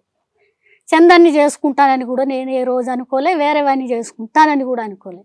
పార్టీ నన్ను అడిగింది, మేము ఇంతమంది మొత్తం మేము ఒప్పుకున్నాం, నువ్వు ఒక్కనే ఒప్పుకునేది ఉంది, ఆలోచించగలవు మా కోసమైనా అని అమరుడైన రామన్న, తర్వాత కటకం సుదర్శను, గణేష్ ఉయికే, వీళ్ళందరూ నన్ను కూర్చోబెట్టి మాట్లాడిండ్రు. తర్వాత పార్టీ నిర్ణయం నా నిర్ణయం అని, మీరు ఒప్పుకుంటే నేను ఒప్పుకుంటా అంతే. అంతేనాది, ఇక వేరే ఏం లేదు. అంటే జనతా సర్కార్ ప్రెసిడెంట్ కి వీళ్ళందరూ కూర్చోబెట్టారు, ఒప్పించారు. మీ పెళ్లికి కూడా వీళ్ళందరూ కూర్చోబెట్టి అవును. ఒప్పించారు. పెళ్లి జరిపింది కూడా కట్కం సుదర్శన్. ఆహా. నేను నీకు నాన్నగా దగ్గర ఉంటాను, నేనే నాన్న అనుకో అన్నాడు. ఆ. నేను నిన్ను ఒప్పించాను కనుక నేను ఉంటా పెళ్లి చేసే దగ్గర అన్నాడు. తను ఉండి పెళ్లి చేసి ఏ సంవత్సరంలో 2019 మే. ఎక్కడ జరిగింది? అది పామిడి ఏరియాలోనే, మన అది పాలగూడెం అనే గ్రామం. దండకారణ్యం అనగానే ముందు హిడ్మా అందరు గుర్తుకొస్తుంటారు. మీకు ఎప్పుడైనా కనపడ్డాడమ్మా? ఇడుమ మేము ఎప్పటికీ కలిసేది, ఇడుమానికి ఎప్పటికీ కలిసేది. నేను వాటిలో వెళ్ళిన కానుండి ఆయన ఆ కిష్టారం ఏరియాలోనే ఎక్కువ ఉండేది, ఎక్కువ పనిచేసేది. నేను ఎప్పటికీ కలిసేది, నన్ను పిలిచేది, కలిసేది, మాట్లాడేది, మంచిగానే ఉండేది, మంచిగా మాట్లాడేది. జనతా సర్కార్ పట్ల ఆయనకి ఉన్న అభిప్రాయం ఏంటి? ఇక నాకు చాలా అంటే జనంలో వచ్చేది ఏంటి, ఎట్లాంటి మార్పులు తీసుకురావాలి, జనం ఏం కోరుతున్నారు, ఇక తను తిరిగేటప్పుడు జనంలో ఏది వస్తాయి అప్పుడప్పుడు అక్కడక్కడ, ఎక్కడ ఒక చోట చెరువు పోయాలని, ఇంకెక్కడ ఒక చోట బావి అవసరం ఉంది, వాళ్ళకు నీటి అవసరం ఉంది, ఇట్లాంటివి తనకు గుర్తుకొచ్చినాయి. ఇక తనకు ఇక కనపడ్డాయని కూడా నన్ను పిలిచి అక్కడ ఇది చెయ్యాలి, ఇట్లా చెయ్యాలి, నువ్వు ఆ జనంతో మాట్లాడాలి, నువ్వు వాడికి పోవాలని కూడా మంచిగా చెప్పేది, పంపేది కూడా. ఆయన చెప్పేటట్టు నేను కూడా పోయేది. మీ పార్టీకి సంబంధించింది చాలా పెద్ద పెద్ద వాళ్ళందరితో మీరు పరిచయాలు ఉన్నాయి. ముఖ్యంగా మల్లాజు వేణుగోపాల్ గారు, అదేవిధంగా మన ముప్పాల గణప లక్ష్మణరావు గారు, వీళ్ళందరిలో ఎవరు మీకు బాగా ఇష్టం? మీరు కట్టుకుని సుదర్శన్ చూశారు, లక్ష్మణరావు గారిని చూశారు, చాలా పెద్ద పెద్ద నాయకులందరూ చూశారు. అందరితో అంటే కట్టుకుని సుదర్శన్ అంటే మీకు తండ్రి లాంటి అని చెప్పారు కాబట్టి మిగతా వాళ్ళలో ఎవరు మీకు బాగా ఇష్టం? నేను ఏ నాయకుని చిన్నోడు గొప్పగా నేను చూడలేదు. నాతో మాట్లాడే టైంలో అందరు నాతో మంచిగానే మాట్లాడేది. ఎవరెవరు మాట్లాడారు మీకు? నాతో ఇప్పుడు వచ్చిన దేవ్జీ గారు మాట్లాడేది, గణేష్ ఉయికే మాట్లాడేది, మన గాజరాల గణేష్ అన్న మాట్లాడేది, తర్వాత వేణుగోపాల్ మాట్లాడేది. వేణుగోపాల్ ప్రత్యేకంగా ఆసన్న ఉండేది ఎక్కువ. మా ఉత్తర బస్తాల్లో కనుక నేను ఎక్కువ ఆయనతో కలిసింది లేదు. అయితే నేను అటు జనతా సర్కార్ మీటింగ్ అని వెళ్తే 1-2 సార్లు అట్లా కలిసిండు, కానీ ఎక్కువ ఆయనతో కూర్చొని మాట్లాడింది లేదు. అయితే గణేష్ ఉయికే, గణేష్ అన్న, తర్వాత ఇక కట్కం సుదర్శను, వేణుగోపాల్, రాజుదాదా, కోసదాదా, ఇక తర్వాత మన గణపతి, వీళ్ళందరితో కలిసిన గణపతి గారు మీరంటే ఎందుకు ఇష్టం? అందరు ఇష్టం, తను కూడా ఇష్టం. ఎందుకంటే జనతా సర్కార్లలో ఫస్ట్ నుండి నేను పని చేసుకుంటూ వస్తున్నా. ఇక దాన్ని నడిపించేది ఎట్లా అని నువ్వు నేర్చుకున్నావు, నువ్వు నడిపించగలవు అనేది ఎక్కువ ఇష్టపడేది. మీరు చెప్పిన పేర్లలో 2-3 తప్ప మిగతా అందరూ ఆయన అమరులయ్యారు. ఆ వార్త విన్నప్పుడు ఏమనిపించింది? బాధ అయింది, తట్టుకోలేనంత బాధ.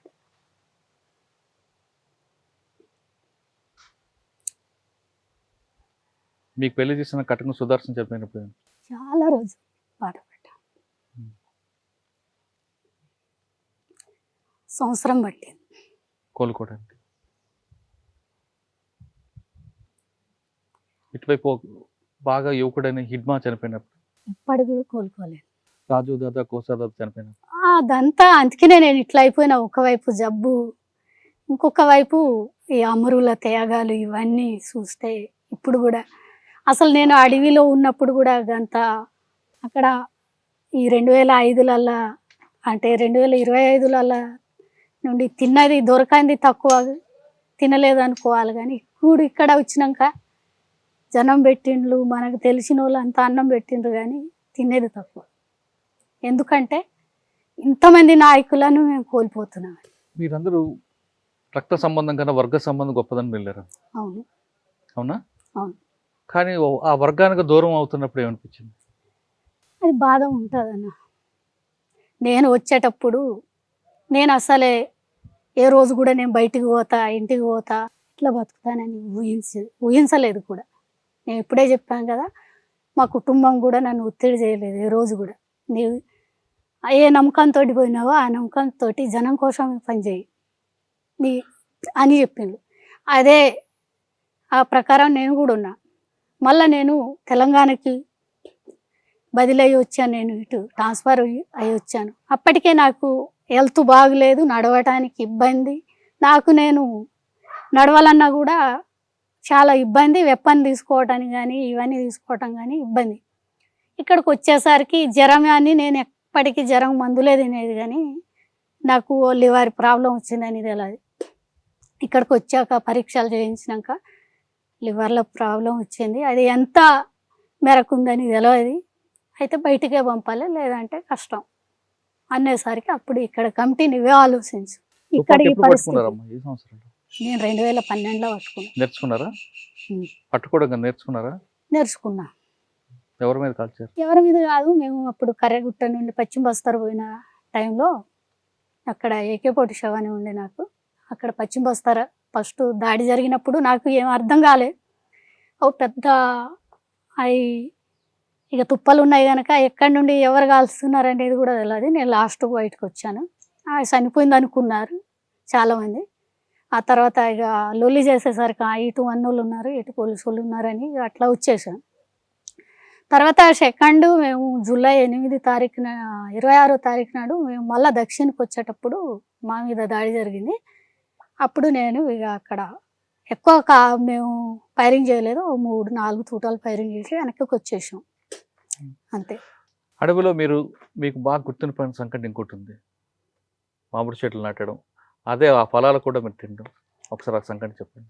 మామిడి చెట్లు అంటే మేము 2007 దానికంటే ముందు పార్టీ కూడా తీసుకున్నది. ప్రత్యేకంగా మేము తీసుకున్నది 2007 డివిజన్ సర్కార్ నిర్మాణం అయింది జూన్లో. 3 ఏరేజ్ అంతన సర్కారు, కిస్టారం, జగురుగుండ, పామేడు, ఈ 3 ఏరేజ్ అంతన సర్కార్లు నిర్మాణం అయినాక జిల్లా జంతన సర్కార్ నిర్మాణం అయింది. అప్పుడు మేము ఒక తీర్మానం చేసాం, చెట్లు మొక్కలు ఎక్కువ ఏవేవి తక్కువ ఉన్నాయి అవి నాటుకోవాలనేది. అట్లా మామిడి మొక్కలు ఎక్కువ నాటుకున్నాం మేము, నాటాలని చెప్పాము. అవి తోటలు కానీ తోటలుగా పెద్ద తోటలుగా కాకుండా, పెద్ద తోటలు వేయాలంటేనేమో దానికి చాలా కావాలి, నీళ్ళు కావాలి, ఇవన్నీ కావాలి కనుక అవి కొన్ని మన ఇక ప్రభుత్వం దగ్గర తెచ్చే నరసాలలో దొరికేటివి కూడా ఉండేది. వాళ్ళతో మాట్లాడి వాళ్ళతోటి కూడా తెప్పించి మీరు ఎట్లనో వంచారు కనుక జనానికి మేమే వంచుతాం తెచ్చియండి అంటే వాళ్ళు ఎక్కడన్నా దింపేస్తే అక్కడ నుండి మేము తీసుకొచ్చి అక్కడ ఉన్నాయి తీసుకురండి అంటే వాళ్ళు ఊరు కూడా నాటిళ్ళు. కొన్ని మేము బడ్జెట్ ఇచ్చి మేమే మొక్కలు తెచ్చి సపరేట్గా పెట్టాము. తోటలుగా పెట్టాలని కూడా కొన్ని చోట్ల పెట్టాము, కానీ ఆఖరికి అక్కడ వాటికి నీళ్ళు కావాలి, కంచె ఇట్లాంటి ఎప్పటికీ చూడాలి. అవి నిర్బంధంతో మేము అక్కడ చూడలేకపోతే అవి మొత్తం పోయినాయి, తోటలుగా పెట్టినాయి. మిగతా జనం పెట్టినవి ఉన్నాయి. ఇక మొట్టమొదటిసారి నేను ఇప్పుడు ఇందాక చెప్పిన దుబ్బు మరకలలో ఉన్న చెట్లు, చెరువు కట్ట మీద ఉన్న చెట్లు సొంతంగా నేను నాటుకున్నాయి. అక్కడ కొబ్బరి మొక్కలు ఉన్నాయి, ఇదివరకు కాయవలసింది, ఖాతకు రావాల్సింది. అవి మామిడికాయలు అయితే కాసినాయి. నేను అట్లా పోతా ఉంటే ఆ ఊరక్కలు, అమ్మ నీవు ఈ చెట్లు నాటావు కదా, ఏ రోజు ఈ పండు తినలేదని గింత ఒక బుట్టలో తెచ్చి వద్దన్నా కూడా ఆ బుట్ట నా చేతిలో పెట్టాను. చక్కగా ఆ అడవిలో పోయి ఉంటేను వాళ్ళు వెనక వచ్చి ఆ ఒక బుట్టల అన్నం, తర్వాత మామిడి పండ్లు, ఇక వాళ్ళ దగ్గర ఏదేదో ఉంటాయి అవన్నీ ఇంకొక బుట్టలో పెట్టి వెనక తెచ్చి ఇచ్చిండ్రు. ఎందుకు ఇవన్నీ అంటే మా దగ్గర క్యాంప్ వస్తుంది కదా, రేపు నువ్వు మా ఊర్లో కొత్త రావు, ఏమవుతావు బిడ్డ మాకు తెలియదు, ఇవాళనే మేము పెట్టింది నీవు తినిపోవాలి, నీవు ఏ తల్లి కడుపులో పుట్టావు కానీ మా ఊరు బిడ్డలాగా మాకు ఇగో చెరువు పోయించావు, ఇగో వ్యవసాయాన్ని నేర్పావు, మా బతుకులలో మార్పు తెచ్చావు బిడ్డ, ఒక్క బుక్క తినేదానికి ఏమైందని వాళ్ళ అన్నం పెట్టిండ్రు. వాళ్ళు తెచ్చేసరికి మేము ఒక 10 మంది ఉన్నాం, ఆనే కూర్చున్నాం, అన్నం తిన్నాం, ఓ బుర్రాల నీళ్ళు తెచ్చిండ్రు తిన్నాం. ఇక వాళ్ళ ఆఖరికి లాల్సలం చేసి ఓ 2-3 మహిళలు ఓ అమ్మలాగా, వాటిని ఎప్పటికీ నేను అమ్మని పిలిచేది, వాళ్ళ బిడ్డని పిలిచే, వాళ్ళు ఏడ్చుకుంటే వెళ్ళిపోయింది. నీవు ఇప్పుడు మా ఈయలతోటి లాస్ట్ సోనిని మేము చూడము, సోని మమ్మల్ని చూడదు, చెప్పలేం బిడ్డ అని ఏడ్చుకుంటే వెళ్ళిపోయిండు. మేము వచ్చేసాం. మళ్ళీ ఒక రోజు 12 గంటలకి క్యాంప్ వచ్చింది అక్కడ.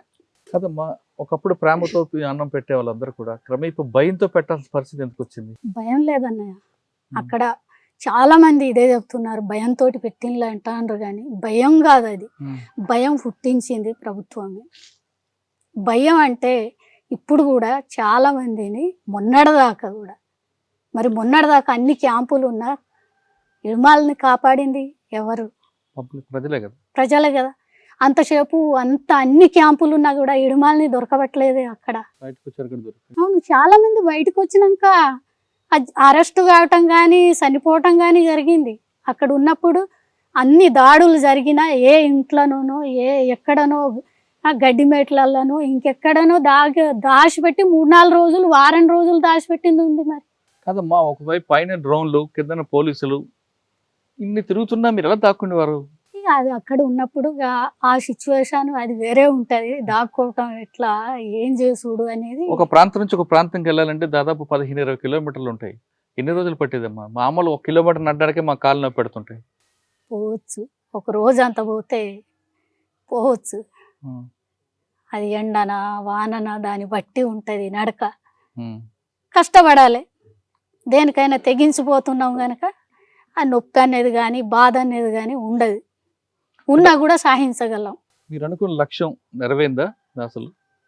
ఏమో నేను చెప్పినా ఇంకొకళ్ళు చెప్పినా ఓ మేరకు జనానికి నా వంతు నేను వాళ్ళకు ఎలాంటి స్వార్థం లేకుండా పనిచేశాననేదే నా ఫీలింగ్. అంటే నేను నా లక్ష్యాన్ని నెరవేర్చాను, నా లక్ష్యం సాధించానని నేను చెప్పట్లేదు, అది పార్టీ కూడా చెప్పదు. మీరు అనుకున్నది కొంత మేరకు సాధించారు మీరు అనుకుంటున్నారు. కానీ మీకు జన్మనిచ్చిన కుటుంబానికి ఏమైనా ఆదుకున్నారా? నేను ఇంతవరకు ఏం ఆదుకోలేదు. అదే ఏరియాలో తిరిగేది కానీ మా కుటుంబాన్ని 2012లో కలిశాను గంతే. అంటే మరి మీకు జన్మనిచ్చిన వాళ్ళకి మీరు రుణం తీర్చుకోరా? తీర్చుకోవాలి. కానీ నేను వచ్చిందే జనం కోసమని. అట్లాంటి నా కుటుంబంలాగా ఎంతోమంది జనం అమ్మాలు నాన్నోళ్ళు ఉన్నారు, బాధపడుతున్నారు. అందులో నా కుటుంబం ఒక భాగం, వాళ్ళు కూడా సభ్యులు అనుకుంటా. ఎందుకు మాకు బయటికి రావాల్సింది? అనారోగ్య సమస్యలా లేదని ఆపరేషన్ కగారు ప్రారంభమైందని? అట్లాంటిది ఏం లేదు.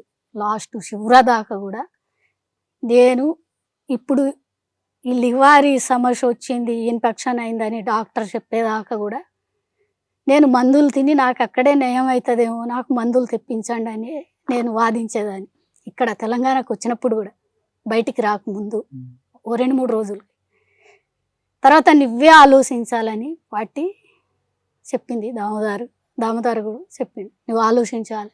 ఏ ఊర్లో పెడతాం, ఊర్లో పెట్టినా నువ్వు అరెస్ట్ అవుతావు, నువ్వు టార్గెట్, బయటికి పంపినా అరెస్ట్ అవుతావు, నువ్వే ఆలోచించు. అయితే నేను పార్టీని వదిలిపెట్టి ఎట్లా పోవాలి? ఇన్ని సంవత్సరాలు పనిచేసి, బాల్యం నుండి ఇన్ని సంవత్సరాలు పనిచేసి వదిలిపెట్టి ఎట్లా పోవాలి? నేను నా కుటుంబాన్ని వదిలిపెట్టి వచ్చింది చాలా. అప్పుడు నేను నా కుటుంబాన్ని వదిలిపెడుతున్నా అనేది ఏ బాధ లేదు. కానీ ఇయ్యాలైతే మొత్తానికి ఈ బాధ నేను తట్టుకోలేను. నేను పోను, ఇప్పుడు పోయి ఏడ బతకాలి, ఏం చేయాలి అని నేను చాలా సేపు మొండిగా ఉన్నా. అయితే నువ్వే ఆలోచించాలి, నీ నిర్ణయం ప్రకారం మేము ఆలోచించుతాం. ఇక్కడైతే నువ్వు బతకలేవు, అరెస్ట్ అయితే ట్రీట్మెంట్ మంచిగా జరగదు, నువ్వు ఆలోచించు అనేసరికి నేను అక్కడ ఉన్నానంటే నాతో 10 మంది ఉండాలి. వాళ్ళని ఎందుకు ఇబ్బంది పెట్టాలి నా కోసం? అంటే నన్ను మొయ్యడము ఇది అది చేయవలసి వస్తుంది. ఇదంతా నా కోసం 10 మంది సావటం ఎందుకు వాళ్ళకి ఈ టైంలో?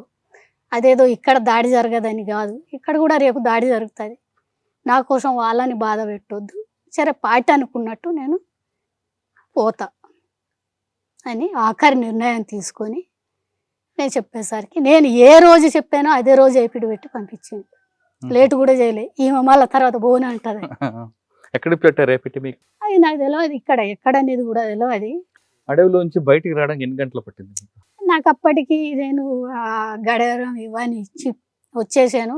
పోతున్నాననే మాట ఎప్పుడు అట్లా కమిటీ ముందు పెట్టాను, అప్పటి నుండి నేను అన్నమే బంద్ పెట్టాను. ఎన్ని గంటలు పట్టింది రోడ్డు మీద రావడం? నేను టైం ఏం చూడలేదన్న. రోడ్డు మీకు వచ్చి వెంటనే పోలీస్ స్టేషన్కి వచ్చారా? ఇక పోలీసులకు రావటం అంటే ఎట్లా రావటం అన్నది ఇక నాకు తెలియదు. ఆ నైట్ తీసుకొచ్చిండ్రు, ఎక్కడి నుండి తీసుకొచ్చిండ్రో ఏందో నాకైతే తెలియదు. నేను అట్లా ఆ వెహికల్ మీద కూర్చున్నాను అంటే ఇక హైదరాబాద్ వెళ్ళేదాకా నాకు తెలియదు. వచ్చిన తర్వాత ఒకప్పుడు ఆ ఊరు వెళ్ళారా మీరు? పుట్టిన ఊరికి ఇంతవరకు పోలేదు. బయట ప్రపంచం చూసారు, ఏమనిపిస్తుంది హైదరాబాద్ చూడగానే? హైదరాబాద్ నేను ఇంటికాడ ఉన్నప్పుడు కూడా చూశాను 2-3 సార్లు. అవునా? హాస్పిటల్ కానీ ఇంటికాడ ఉన్నప్పుడే, పార్టీకి వెళ్ళినప్పుడు కాదు, ఇంటికాడ ఉన్నప్పుడు. అప్పటికి మార్పు వచ్చిందా? మార్పు ఉంది, మార్పు లేదని మనం చెప్పము. సమాజంలో కొన్ని మార్పులు వచ్చినాయి, మార్పులు ఉన్నాయి.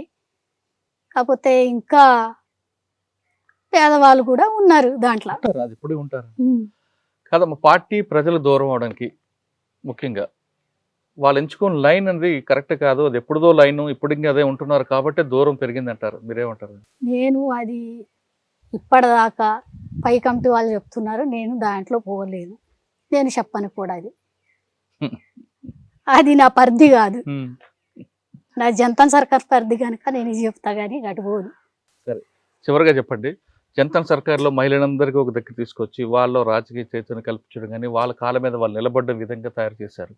ఇప్పుడు బయటకు వచ్చిన తర్వాత అదే కార్యక్రమం చేపడతారా, లేదు మీ ఆరోగ్యం అంతా జాగ్రత్త తీసుకొని అమ్మా నాన్నకి చంద్రతో పాటు హాయిగా ఉంటారు? నేను హాయిగా ఉండాలని ఏ రోజు కూడా అనుకోలేదు. నాకు ఎంత చేతనవుతుందో అంతా మళ్ళీ ఆ ప్రజల దగ్గర పోయి పని చేయాలనుకుంటున్నాను నేను ఇప్పటికీ కూడా. వాళ్ళకి ఏ సమస్య ఉంది, ఎంత మేరకు నేను చేయగలను, ఒక్క ఊరికి చేయగలనా లేకుంటే ఒక 10 ఊర్లకు చేయగలనా, ఏ పని చేయగలను కదా, ఇప్పుడున్న ప్రాంతంలో కూడా చేయొచ్చు కదా. ఏ ప్రాంతంలో అయినా చేస్తా కానీ ఇక నాకు అక్కడే పోయి చేయాలనుకుంటున్నా. నాకు అంటే క్యాంపులు ఉంటుండగా కూడా, క్యాంపులు ఉన్నా నేనేమన్నా తుపాకు పట్టుకొని పోతాను అక్కడ, ఇప్పుడు మాట్లాడతా అంతే. దానికి ఇక మళ్ళీ క్యాంప్ ఏంటి, ఇంకొకటి ఏంటి, క్యాంపే అయితే ఇక భారత ప్రభుత్వమే రమ్మని పిలిచింది కదా, మళ్ళీ ఇంకా క్యాంప్ ఎందుకు, క్యాంప్ ఉండని. అంటే మీరు తిరిగిన ప్రాంతాలన్నీ సో చూడాలనుకుంటున్నారు, వాళ్ళతో మాట్లాడాలనిపిస్తుంది, చూడాలనిపిస్తుంది. నా కుటుంబాన్ని ఇప్పుడు చూస్తానా రేపు చూస్తానా అని లేదు కానీ జనాన్ని చూడాలని అయితే మొత్తానికి ఉంది. ఎన్ని సంవత్సరాలు అమ్మ అక్కడ ఉంటారు మీరు? నేను 20 సంవత్సరాలు పని చేస్తున్నాను. క్షేమం 2004 అక్టోబర్లో పోయినా, మళ్ళీ 2025 అక్టోబర్లో వచ్చా. రక్త సంబంధం కన్నా వర్గ సంబంధం గొప్పదంటున్నారు గంగా అలియాస్ సోని. 20 సంవత్సరాల పాటు దండకారులు ఉన్నాను, ఆదివాసుల అభిమానం కోరుకున్నాను, బయటకు వచ్చాను, తన ఆరోగ్య సమస్యలు బాగుంటే మరొకసారి అక్కడికి వెళ్ళి వాళ్ళతోనే పనిచేసి వాళ్ళతోనే తిరగాలన్నది ఆమె కోరిక. ఇది ఈ వారం గంగతో అలియాస్ సోనితో ఎక్సలెంట్ ఇంటర్వ్యూ. వచ్చే వారం మరొక ఇష్టం మళ్ళీ కలుద్దాం. అంత నమస్తే, నమస్తే. మన కోరిక నెరవేరాలని కోరుకుందాం. I dreams, this police diaries is something very, very valuable towards that. I must really appreciate Murali, your insights. I dreams founder and CEO చిన్న వాసుదేవ్ రెడ్డి గారితో మురళీధర్ క్రైమ్ స్టోరీస్ చాలా ఫేమస్ అయిపోయినాయి. Gautam Savan garu and Sajjan sir. Good. Well done. I congratulate him for doing so well, and I congratulate him his boss also. So well.